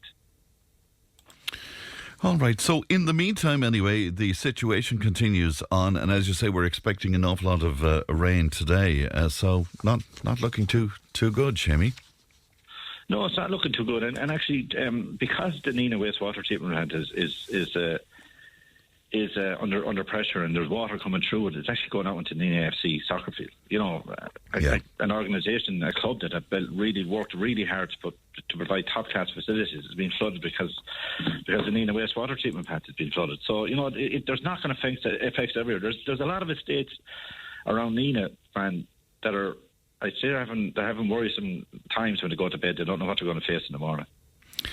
All right, Seamie, thanks for your time today. Thank you. Good morning to you. That's Cllr Seamie Morris speaking to us there. We'll take a break and back with more in just a moment. Tip FM's Tip Today. With Slattery's Garage Puck On. Now is the time to pick up your next van. From the award-winning Peugeot Partner van to the Expert and the load-lugging Boxer van. We have big vans, high-roof vans, long wheelbase vans. You'll find them all at Slattery's Garage Puck On. See slatterysgarage.ie. Join the conversation in Tipperary. Contact us through Facebook, Twitter or email tiptoday@tipfm.com. Now, Tipperary under a yellow rain warning this morning until 9 o'clock tomorrow morning. Heavy persistent rain has already started and will further flood areas already saturated. Tipperary County Council are on standby, and joining me now, Senior Engineer with the Council, James Murray. Good morning to you, James. Good morning, Fran. I know that you've just stepped out of a meeting, a planning meeting on this issue. What's the latest? Well, there isn't, I suppose, if people have been following the national situation, there's the huge change from yesterday. The event, really, the heaviest rain is going to be on the East Coast, but obviously Tipper under yellow rain warning, so we're making our preparations. And we already have a lot of water on the ground, a lot of surface water from the last fortnight, so I suppose that planning is required and that readiness is required. And when you say you're making preparations, what kind of preparations are we talking about? Well, we've attended the 2 national briefings, and from that, our severe weather assessment team met yesterday. That would pull together all of the services across the county, not just the roads, and we'd look at housing, the fire service, civil defence, environment, etc. And each of those services would go back and look at their own readiness, look at, I suppose, possible risks that they have, depending on what they're at operationally at the current time. Obviously, the flood schemes then in Clonmel in particular, I suppose, is looked at, and I suppose we've been escalating that maybe over the last 10 days with the rainfall that has fallen. So we're at a very high state of readiness there. Also, I suppose locally, our roads teams will be clearing gullies and clearing other trash screens, maybe to make sure that we don't end up with or certainly can minimise localised flooding. Should we not have done some work ahead of time, though, where this is concerned? Because already this morning we're hearing about shores being clogged and that sort of thing, James. I mean, we should have been aware, I suppose, that there would be issues like this. Have we not done enough preparation? Yeah, look, we're working on clearing footpaths and clearing drains constantly, and I suppose you can appreciate the time of the year we have. It's autumn. There are leaves falling all the time, so it's a matter of going back and re-clearing and re-inspecting, etc. So that type of work goes on at this time of year, I suppose, constantly. But what we would put at is we would put additional resources at it in the week before, say in the couple of days before an event like this, depending on how much warning we get. And we have had some warning, I suppose, in terms of we had direct contact from Met Éireann yesterday morning, which gave us another couple of hours, to prepare and to mobilise our teams. But it is a constant work in terms of making sure the drainage systems that are there are cleared and are open and can take whatever is thrown at them. And look, I mean, I suppose we do see very high intensities of rainfall, and we've seen that over the last week, even at 10 days. Sometimes those drains just don't have the capacity, but we're certainly doing all we can to make sure that we're as prepared as possible. Have you identified areas, James, that are particularly vulnerable around the county? Well, I mean, Clonmel obviously is something that is always on our minds. We have a flood scheme in place, and that's a 24-hour 365-day-a-year operation in terms of maintenance and preparation, in terms of, if the mobilisation is required, that we have people available to do it. But in each of the districts engineers, as the people who have more familiarity with each of the areas, they know the areas of road that tends to flood, the gullies that give problems, and they would be focusing on those as a priority first, and then working back from there.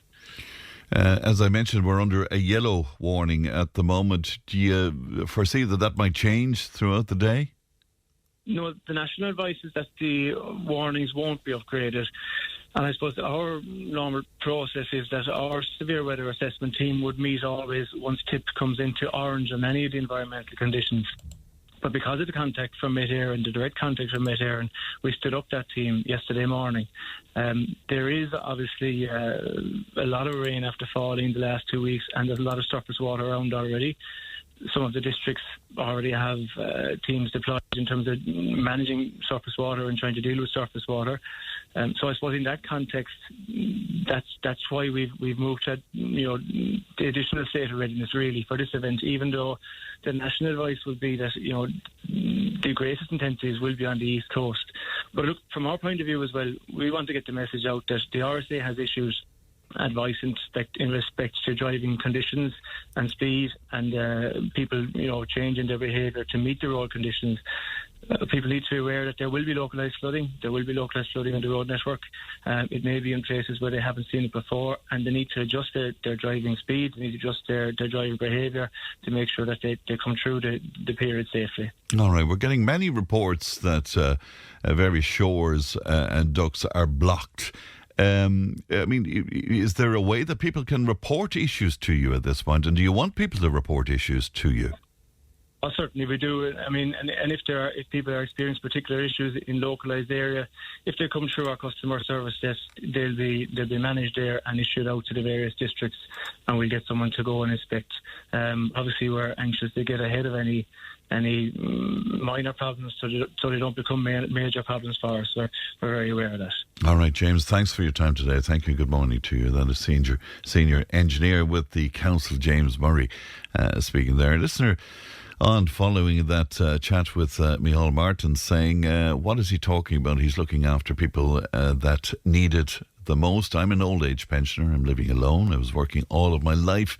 He's not looking after older people, especially those who are living on one income. I'm at my wit's end trying to survive. I stay in bed most of the day in winter because I can't afford to heat my house. I'm living in a council house, and it's very cold in the winter, and the council is ignoring me when I complain. It seems that they're a law unto themselves, and Michail Martin can dress it up to suit himself and looking after others. But what about the vulnerable people of Ireland? Says one of our listeners to us today. 1800 938 007. All right, don't forget that competition, and we're giving you a cue to call on it right now, because Carrick-Dunn, they are celebrating the opening of the brand new store in the heart of Clonmel. I'm told they have exclusive ranges of ladies' fashion, jewellery, gifts, homeware, and the spectacular Christmas shop as well. We have a €50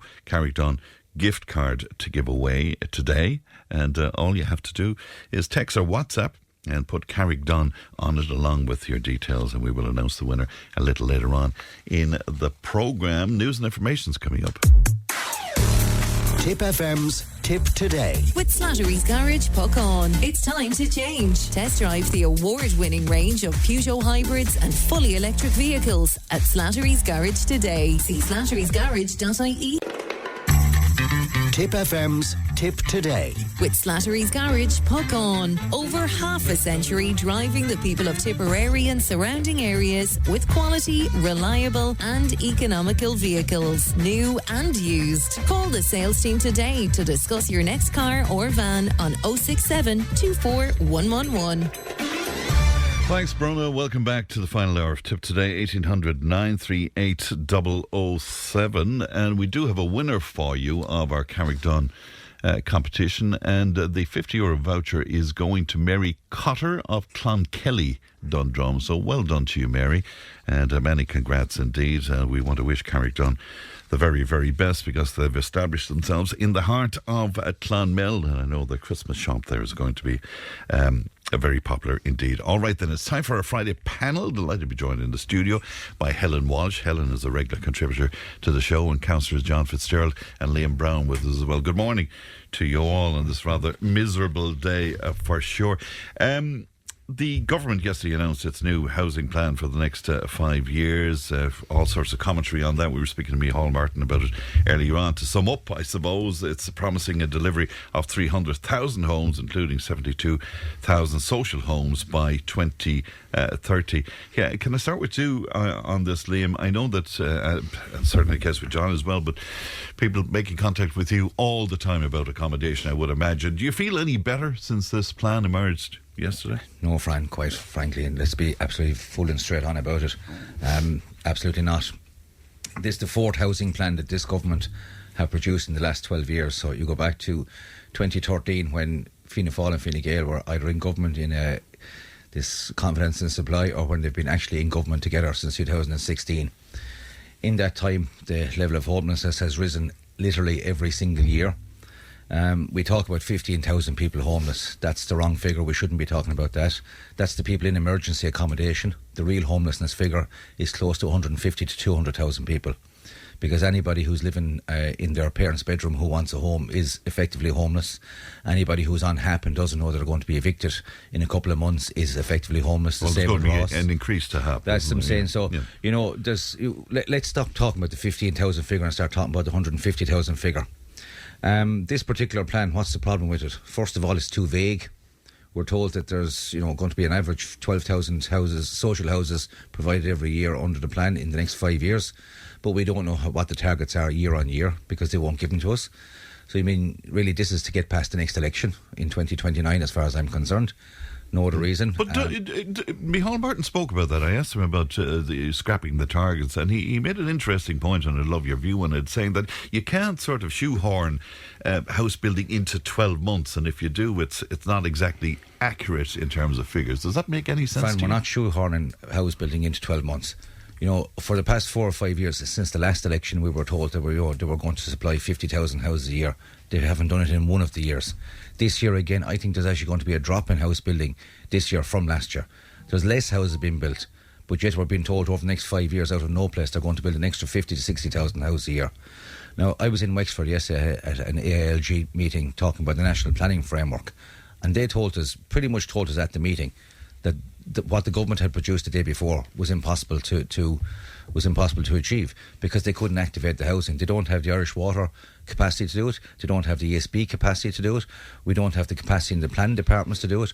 Right, but isn't that in the plan that they're going to deal with infrastructure like that, Liam? They're saying they're going to deal with infrastructure. They're making money available to deal with infrastructure. But if you don't have the physical amount of people on the ground to be able to build the infrastructure, if you don't have the people to do the planning, John will tell you here, we're inside in the council talking about building housing estates, and you try to put something through planning, it could take 5 years. There's one estate and one development has been held up for 13 months because they can't get an Irish Water connection. So what we have is we keep having the government coming out with housing plans, and I'm going to have a go at the opposition here as well, because the opposition tend to come out with much the same number of figures. 50,000. If the government says 50, the opposition will say 55. The government doesn't provide any housing, Fran. Private developers provide housing, and that's been one of the biggest mistakes we've made over the past 20 years. Private developers will build the houses, and then the government will take through either AHBs or through the Part 5, they'll take 20% of them. So what the government are actually saying when they're saying that they'll 12,000 houses, they will hope that developers will build 60,000 houses, and then they'll buy 12,000 houses. Are there not sweeteners in there to have more houses? There are, but here's the problem. If the developer has to sell 80% of the houses, and John will definitely come in on this one because that's his business, if they've got to sell 80% of the houses and the government or the councils take 20%, well then developers are going to build houses where they can sell them. They're not going to build them in the villages. They're not going to build them outside the major towns. So we're in Cashel and we're fine. We've got a lot of house building, and fair play to JSF Homes, fantastic company. But who's going to build houses in Aherlow? Who's going to build houses in Anacarty? Who's going to build houses in Dundrum? John, can I get you to respond to that, both with your auctioneering hat on you and indeed as a Fine Gael councillor as well? Do you want to just respond to some of what Liam is saying there? Look, the height of time for Liam, but this is classic Liam. This, what we've just heard there, this is a no to everything. The thing is, the government have wrestled with housing, and there have been failures in housing in both socially and privately. Housing went away after the recession of 2008 and the crash. It has slowly been making a comeback every year. This is the boldest government plan I have seen. I know what Liam has said, and I take his point about plan after plan after plan. But when you're in a crisis situation, and I know they never announced that it was an emergency, but there is a crisis in housing back at the time. I think the government have got that they're thinking their bits all together now. They're trying to create the environment where the developers come back into the system by taxing people that hold on to land, severe tax. So bad that so many sites are coming to the market now for sale of zoned land. And are you seeing that? Yeah, absolutely. You only have to look at the websites, myhomedaft.ie. There's sites for sale now in every town in Ireland that hadn't been for sale hitherto. They have now these sites, these people have been put under pressure to make this land available. Planning has been made easier for builders to come to the table and put forward suggestions. Don't know yet. There's plans for that to happen, but yes, that's it. Let's see. With Irish Water. Well, that's what the plan rolls out, as far as I can see. I glanced through it. It's a long-winded plan. I know the Taoiseach is in Tipperary today, opening a housing estate of social housing, incidentally. There are houses being built here, units being built here in Clonmel. It's slow. I think the targets, I do agree that the targets are not, it's not a good thing to put on yourself as a target, for the simple reason that if you slip under it, like we did through the apartments. But as I said to Michail Martin, we all have targets. There's targets for this programme, for instance, that we have to reach every year. There's targets where climate change is concerned. There's targets if somebody is in sales. There's targets. There has to be targets. Is this that Liam is saying this is a sort of a cop-out? No, it's not. There's not an adjudication at the end of every year about the luxury. Real parties that are in government never have the luxury of copping out of anything, because they have to deliver on things, whether it be law and order, whether it be housing. But they haven't been delivering, you see. They have been. I disagree with that. How? It's easy for people who have the benefit of populist remarks on everything to say that the government, they never come up with what their alternative plan is. Right. We haven't heard an alternative plan really from any independents. There's an alternative plan from Sinn Féin. Liam simply said, you can't get the workmen to work anyway. So what is his response to this? What actually is his cure for it? Because everything that's been mentioned, we'll go back to him. We'll go back to him on that in just a little while. Helen, you're not a councillor. You're among councillors today. What do you make of what you've been hearing about this plan? First of all, what I make about it is I think I'm in the middle of a very severe political debate between two councillors. It makes me feel intimidated. Intimidated? Yes. I never thought I'd hear you say that. Oh yeah, it does. Why definitely. are you intimidated, Helen? Because clearly the guys have issues on this, but they're delivering their political views. Oh, okay. Whereas I'm here, and guess what?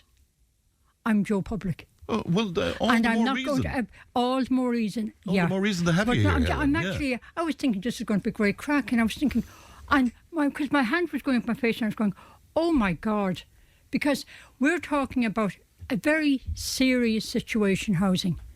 John mentioned the word emergency. An emergency situation. Well, they don't accept it. They're saying crisis. If they said emergency, we'd be into a different. Maybe it should be an emergency. You see, that's it. Sorry, somebody's phone is not mine anyway. Okay, so what's your view then, Helen? What are you hearing? My point about the emergency is they should declare it as an emergency or crisis situation, because that's exactly what it is.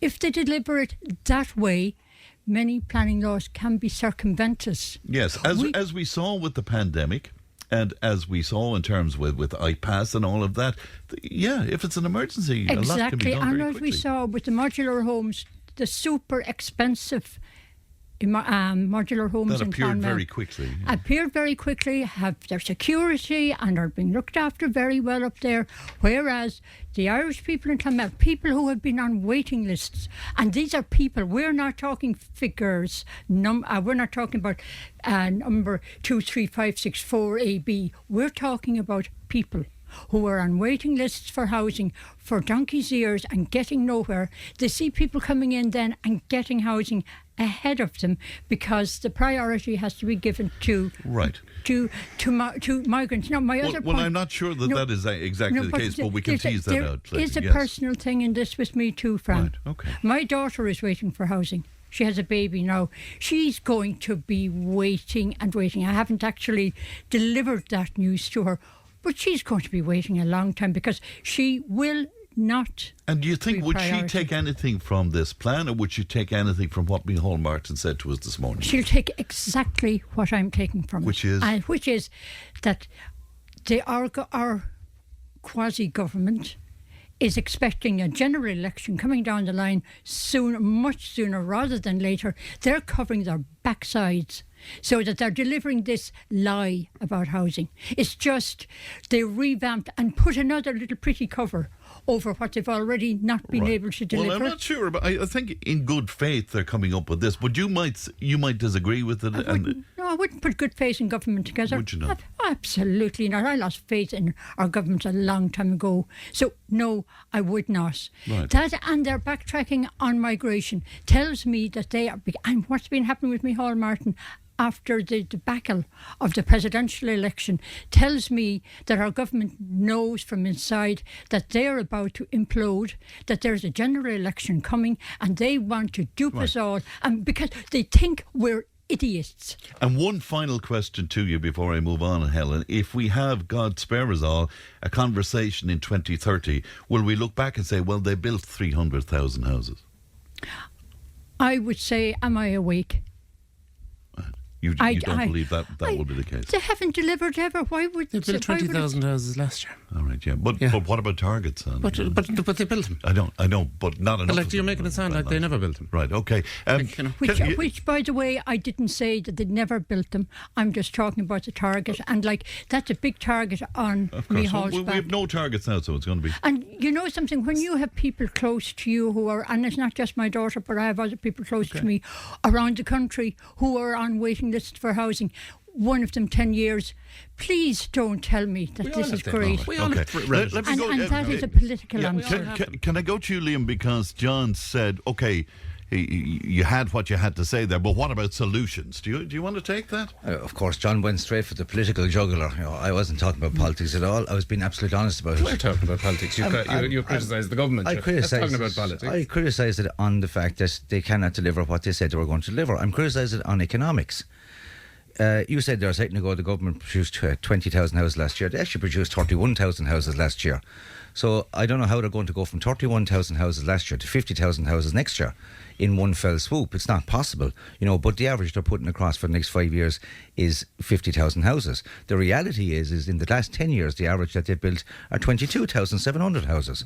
So I don't know where they're going to get double the money to put in, double the people to build them, double the process. But on that question about what you would do... John asked for alternatives. Yes. I did mention at the end of the first time I was talking about it, the alternative is to go back to the old way of building houses, in which the local authorities took the lead in working with developers instead of allowing it to be private developer led.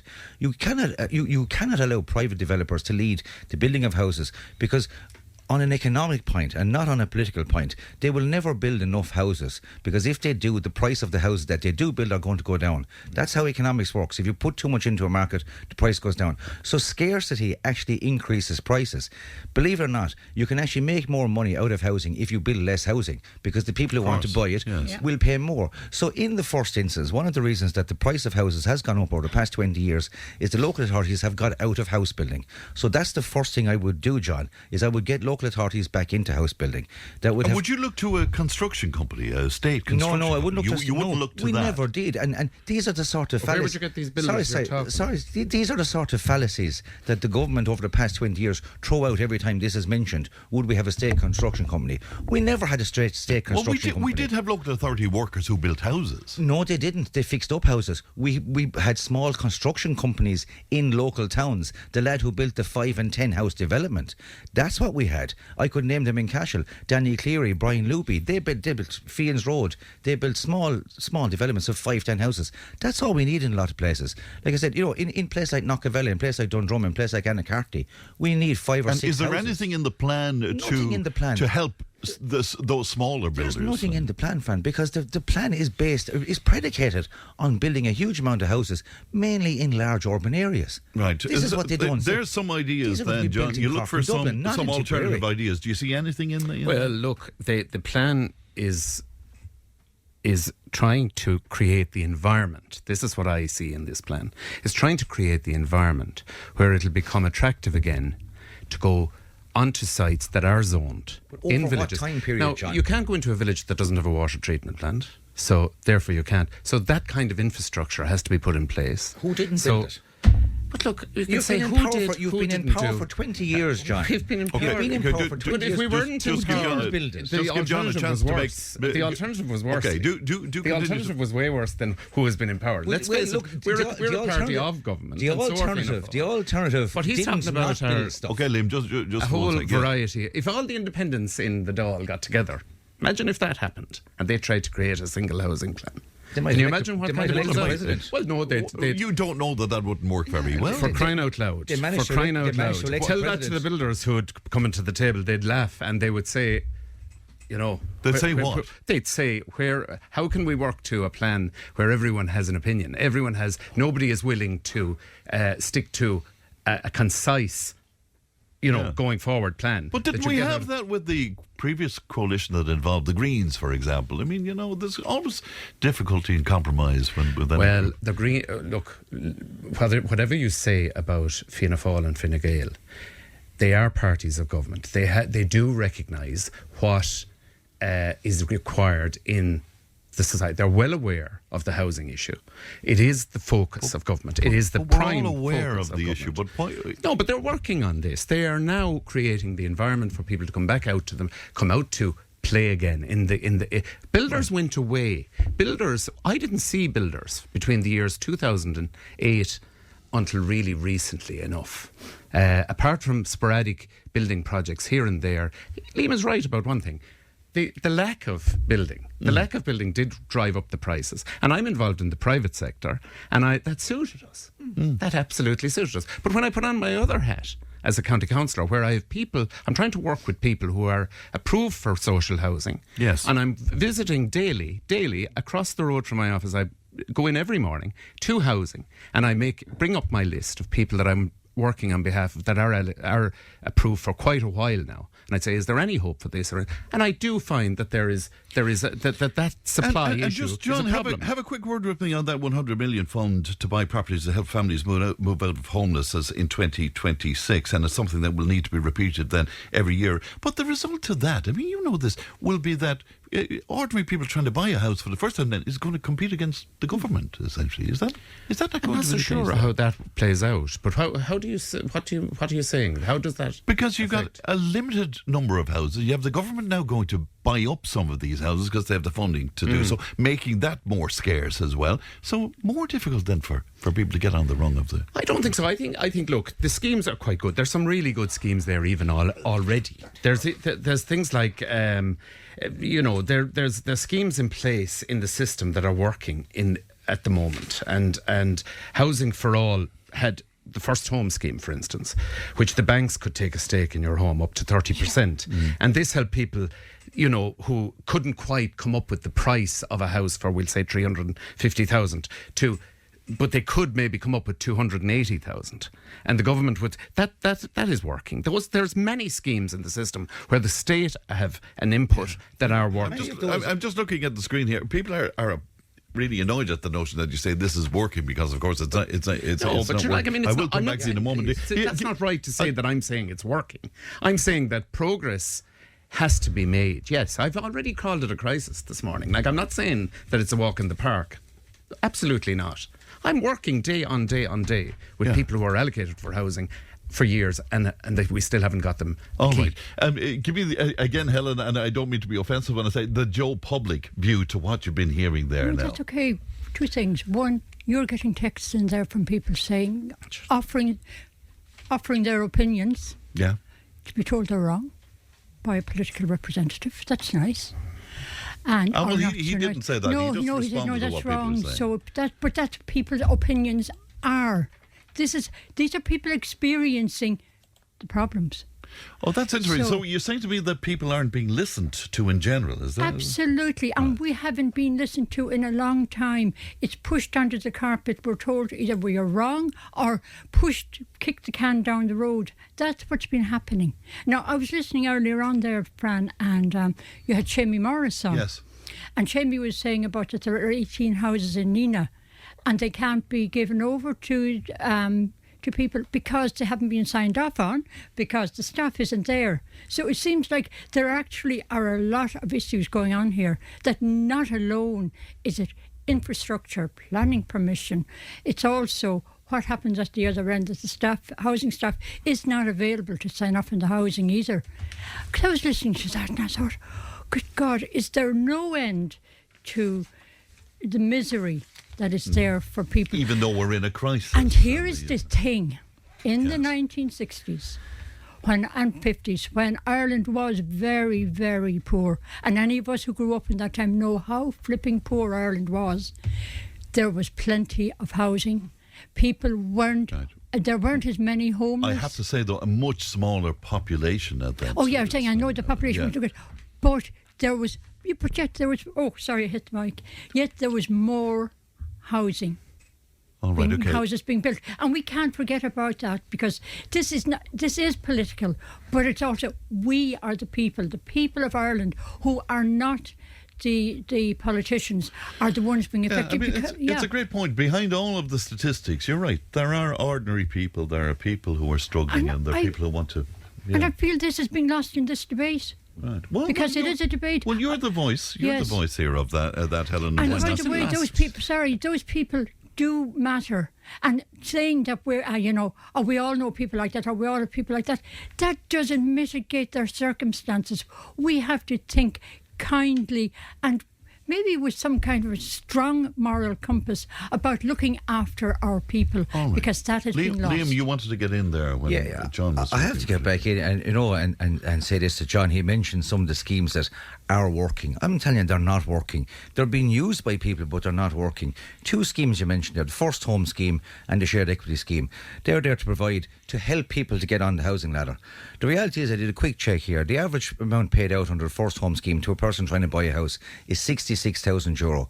So that's the government giving €66,000 to buy a house. Development fees to buy a house are in the range of $35,000 to $40,000. 13.5% VAT for a house is in the range of $40,000. So basically what the government are doing is they're giving people $66,000 to pay for the development fees that the local authority take back off them, to pay for the VAT that the government take back off them, and then what they're left is a shared equity, 33%, up to 33% ownership of the government in their house. This isn't a grant like the first time buyers grant that came out. This is a loan given by the government which has to be paid back. So after 5 years, just one other thing, after 5 years you now have two mortgages, not one, under these fantastic schemes that the government brought in. But the second one, and I have to come on this, John, you would have got the same thing as I did, because we would have got it from the local authority about a month ago. A survey from the local authority asking us as councillors, did we think there was a need for affordable housing in Clonmel? Seamie Morris did speak more. No, this has to be explained to you. This has to be explained, Fran. There are no affordable housing schemes in Tipperary.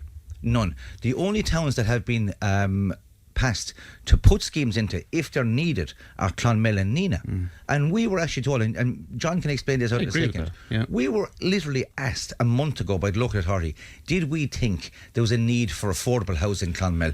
There's a need for affordable houses in every single town and village in the country. Just before I move off this, because I must move on, John, do you want a last word there? No, I'm look, like everybody here, everybody in Ireland wants to see the dignity of somebody getting a roof over their head. I'm absolutely in that space. I know that my party is as well. The dignity of home ownership is something that's embedded in Irish people. We're a country that actually has the highest proportion of home ownership compared with people on the continent who actually rent for life. So I think this plan is worth. We should give it a go. I think we have to give it a go. I don't think there are other choices. I welcome it, and I just feel that progress has been made, but it's not been made fast enough. And I've been saying that on this show and on other shows for years now. Okay. I'm not saying for a minute we have got it completely right, but I am saying give this one a go, because I do sense that the builders are back out to play again. All right, okay. Let me take a break. We're back with our panel in just a moment. Tip FM's Tip Today. With Slattery's Garage Puckon. Now is the time to pick up your next van. From the award-winning Peugeot Partner van to the Expert and the load-lugging Boxer van. We have big vans, high-roof vans, long-wheelbase vans. You'll find them all at Slattery's Garage Puckon. See slatterysgarage.ie. Tip FM's Tipp Today. With Slattery's Garage, puck on. It's time to change. Test drive the award-winning range of Peugeot hybrids and fully electric vehicles at Slattery's Garage today. See slatterysgarage.ie. And you're very welcome back to our Friday panel. Helen Walsh is with us, Fine Gael Councillor John Fitzgerald, and the Independent Councillor Liam Brown is with us. I felt I had to put in the proper titles there just for listeners to be aware of where you're all coming from and that.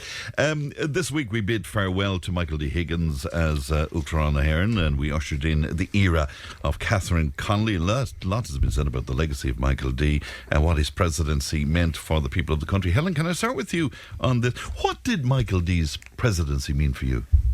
Initially, I wasn't very happy when he became president, but you know something, he charmed his way into me thinking, you know, he's pretty sound. Yeah. And there are three things, two very particular things. The one was that actually he spoke out at times against on stuff that the government wouldn't have approved of. So he actually pushed the boundaries, as he they did. say. He showed he had a pair of Leherodi. Yeah. And one of them was when he spoke out about Fidel Castro. Yeah. And he got a lot of flack for that. He got a lot of, and he spoke out glowingly, and it didn't stop him. That's what I liked about him. You know, he just didn't backtrack. No, I'm surprised because on the political spectrum, Michael D. would be liberal left and stuff. And if you don't mind my guessing, that wouldn't be where you'd be on the political spectrum. So that would be correct. However, yes, I like to try, and sometimes I have to try very hard, but I like to see some kind of good in everyone. Okay. And that was one thing with Michael D. Higgins. The other one was, and this is a biggie, you see, I love animals. Absolutely adore them. Right. His love for his dogs just blew me away. Like we all know about Mishnok. Yeah. Then of course there's the book about his dogs, and they played a big part even when he was leaving the Áras, and that just made me think, see the human in him, because good presidency as far as you're concerned. I think so, because but Fidel Castro wasn't the only thing he challenged. Now he did, and I'm not supporting this, but it has to be marked that he was the first president to meet with the Queen, to visit her in England. That was in 2016. I can't remember whether she came to him or he went to her. Right, okay. I've not. No, I was just saying. Sorry, yeah, Fran. I was just saying to you during the break that I'm 10 days post surgery, so I can't get the keen fact in that, but there certainly was a meeting. I could hear the gentleman there talking about it. But you think anyway he did a very good job, Helen, and that, you know, as far as you're concerned, he gets a thumbs up, is that yes. Now, I was disappointed, though, after his first term, when he promised he would only run one term, that he ran a second one. Right. And I didn't vote for him on the second one. Did you not? No. Because of that? Because I thought he broke his promise. Yeah, well, I know that there was great encouragement for him to run the second time, so maybe it was that. Liam, can I go to you on that? The reign, if I can say, of Michael D. Higgins? Yeah, look, I think the lasting legacy that Michael D. has is that, you know, in the midst of the last presidential election we had over the last couple of months, and first of all, let me congratulate Catherine Connolly as new president. I think she'll be a fantastic president. But, you know, when things were kind of getting tough, and an awful lot of people were talking about spoil the vote campaigns, and they were talking about neither of the two or the three that begun were worthy of a presidency. A lot of people would have been quite happy for Michael D. Higgins to stay on. You know, if there had been no presidential election a few months ago, I don't think too many people would have been overly unhappy. Well, was that, though, due to the quality of the option? No, I think, you know, Michael DD, as they call him, as the youngsters call him, he's become a kind of a cultural icon, you know, right across the age groups, the political spectrum in Ireland. He, you know, in 14 years, when people came in, and this is something that Catherine Connolly is going to have to face as well, because, you know, I said it a few times, when you're in the middle of a presidential campaign, we talk about politics a lot, but yet the office isn't a political one. You know, it's a diplomatic one, it's a cultural one. Michael D. Higgins, you know, he went across the world and represented Ireland fantastically. He was a steady hand, actually. John mentioned it in the first part. In 2011, there was a huge distrust of politics and politicians after the crash, after 2008 and the 2011 general election. Again, John will remember it. You know, it was a really groundbreaking election. Michael D came in, and I think people could see him. He was a steady hand, and that's what he did. Yeah, but are we in danger of being a little bit too happy-clappy about him in terms of that role as a cultural president? Because he was a very serious politician. I mean, he was a very vocal, informed, serious politician. But this is it, and so was Catherine Connolly, and Catherine Connolly is now going to become much more silent. I'm just going to pull down your mic for a moment, because John is breaking up the studio there, and it's falling down. In fact, if Ellie is out there, she might be able to help us where that is concerned. John is breaking everything in here. You see, that's John's way of putting me off. You know, disrupting my flow. All right, okay. Yeah, you know, yes. As you said, he was a very serious politician and a very good politician before he got elected to the presidency. But the presidency doesn't allow you to be that effective a political figure anymore. You are a diplomatic figure, and you're that. We look at the president. The president represents everybody. I was a bit surprised now seeing some of the pictures this week from the people around Catherine Connolly. There was a huge amount of people around Catherine Connolly who weren't too happy with Catherine Connolly a couple of weeks before that. Yeah. But you know, as I said, she'll be a president for all, and I'm sure those people who he's smiling when he's saying that. They'll pull in behind her again. I'm sure. You know what? I've had to say already that we've had classic Liam Brown here. Now there's more classic, but not so much classic Liam Brown. Classic hard left, kind of want to keep her all to her themselves. You see, we realise, because we're true Democrats, that when somebody is elected president, all bets are off. She's all our president. Right. And she's completely for the country, and she has to be respected by us all, and she's our Uachtaráin, and we have to follow her. But small...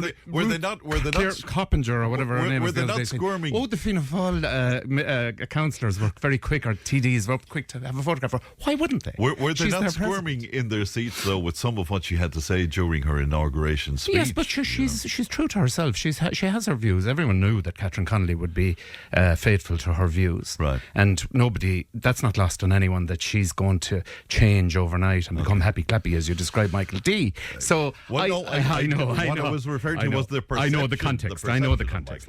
Yes. No, Michael D. Higgins was a superb president of Ireland, a statesman in every sense of the word. Before that, I really respected him as a minister. Politically would have been way off this, what you would appreciate. Sure, I'm completely at the other end of the spectrum, and I admit that. I consider myself centre right. Far right? No, centre, and the realistic. Yes. The real, dealing with keeping it real, you see. And Michael D. Higgins, one of his great claims to fame would have been T.G. Carr when he was Minister for Heritage, and I think that law was go down as a real positive step in Ireland. Yeah. I liked him personally. Would you believe it? I saw that kids like Michael D. Higgins, young people, people under 15 years of age, they kind of liked having him there. He was like a little father figure. No, so I shouldn't say little, but a father figure of the country, and he was. I think he did the state some service. All right, well no done. doubt about it. And don't forget about also what Michael D. Now, this was before he was president, but it is part of his legacy. How he was also involved in promoting the Irish film industry. He did indeed. And that was yes. amazing work. And we can't forget, even though you've mentioned his cultural input, but we can't forget what he has done for the Irish language and for poetry and for literature in Ireland. And it is important. This is part of our culture, strong part of our culture. Excuse me. And many people who know me would be surprised to hear me speaking so well of Michael D. Higgins. But, as John said, he was our president, and as I said, I like to see good in people, and there was a lot going for him. I wish President Connolly all the best, and I hope that she really can be a president for the people. All right, okay, let me just take another break. We're back with our panel in a moment. Tipp FM's Tipp Today. With Slattery's Garage, puck on. It's time to change. Test drive the award-winning range of Peugeot hybrids and fully electric vehicles at Slattery's Garage today. See slatterysgarage.ie. If it matters to you, it matters to us. Call Tipp Today on 1-800-938 007. And you're very welcome back to our Friday panel, and Liam and John and Helen with me. We spoke to Cynthia Nivaraku this week about concerns around the temporary release of violent criminals. She described figures provided to her by Irish prison authorities as truly shocking, highlighting the attempted murders, burglars, violent criminals and fraudsters that are being routinely afforded a temporary release when they should be staying behind bars. So what about that, John? Do you want to take that first of all? People weren't aware of this, but naturally enough were hugely concerned about it. Very concerned about this. This would be a big issue for me. This is shocking because I really believe the prison service in Ireland hasn't gone with the times at all. And we have a situation now where there's no places in the prison situation that we have. We have, it's busting at the seams. They're letting people out on temporary release. The people that they're letting out on temporary release, the only reason I seem to see that they let them out is that they haven't another court appearance coming up. So they could be quite violent, and because they haven't another court appearance coming up, they're deemed to be let out. Now, this is after the Gardaí and the court service have put them behind bars for badness, you know, something they did, a failure in society. They did something really wrong. So we have a situation where we probably need another prison, and we also need upgrades of the existing prison network that's there. Right. Now, again, we could have seen this coming years and years you're ago, right. John, I'd agree with that. I think that this is one we've gone into with our eyes open but closed, if you know what I mean. Yeah. There is you see that even that law that lets out people on temporary release, that was introduced in the 1960s when it was for a different time. There would be different set of circumstances, and it hasn't changed. But it's using it now. It seems to be using that now to cut down on the numbers in prison because there's such overcrowding. There's 3 people to a cell in places in some of the prison system. It's a disaster. I know people that have been governors of prisons, and they're very worried about it, actually, because they're people that have lived in the system. Right, so the solution is what? Because we also hear from other jurisdictions you can't build your way out of these problems either. You need a suite of measures, as they say, to deal with it. Would you go along with we haven't been proactive, and that is where we have fallen down, I think, here. There's only 2 open prisons in the country at the moment. One, I think, in County Wicklow, and one up in they're all in the old monasteries and things like that. There should be another 2 open prisons, I think, in Ireland. One in the south of Ireland and one in the west, maybe. The prison that Michael McDougall talked about building, what was it called, Whitehall or Thornton Hall. Thornton Hall, yes, and there's going to be an investment in that. I think should be provided. Like there's no decision makers in the prison service, I think, at the moment that are bringing this to the points where a lot of things are left to committees to deal with, and that's not good. Right. That is not good. Well, and John Collison pointed that out, that an awful lot of things are farmed out to these committees now, and there's nobody really taking responsibility. Are you troubled, Helen, at the notion that some of these violent offenders could be allowed out into your community? Very much so. If I was a victim of a violent crime and I'm walking down the street and I see this person who has committed the crime against me walking towards me, who you think should be in jail at that point? Yes, I would be absolutely petrified. So I think, you know, there are so many prongs from this. It literally is a crime to let go of these criminals so early, especially when their offences have been particularly violent. Maybe look at people with far, far, far lesser offences and let them out. Right. Or give them some alternative.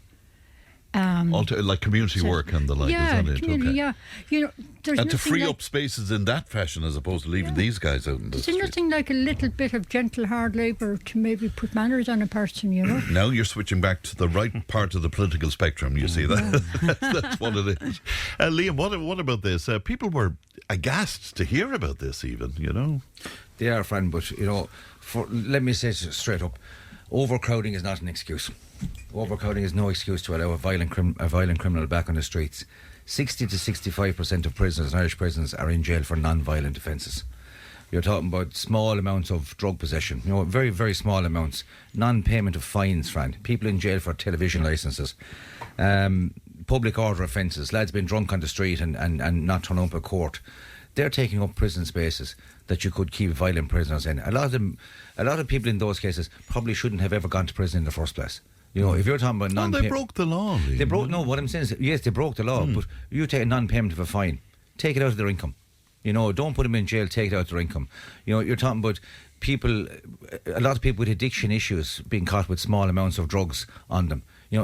Prison is not going to help them. Some sort of treatment is going to help them. And the treatment is a lot cheaper than prison. Other things then, Fran, is like, we've got to get our heads around the idea that we need to stop creating criminals in the first place. That we can actually invest money into communities where violent criminals tend to come from very small portions of the population, believe it or not.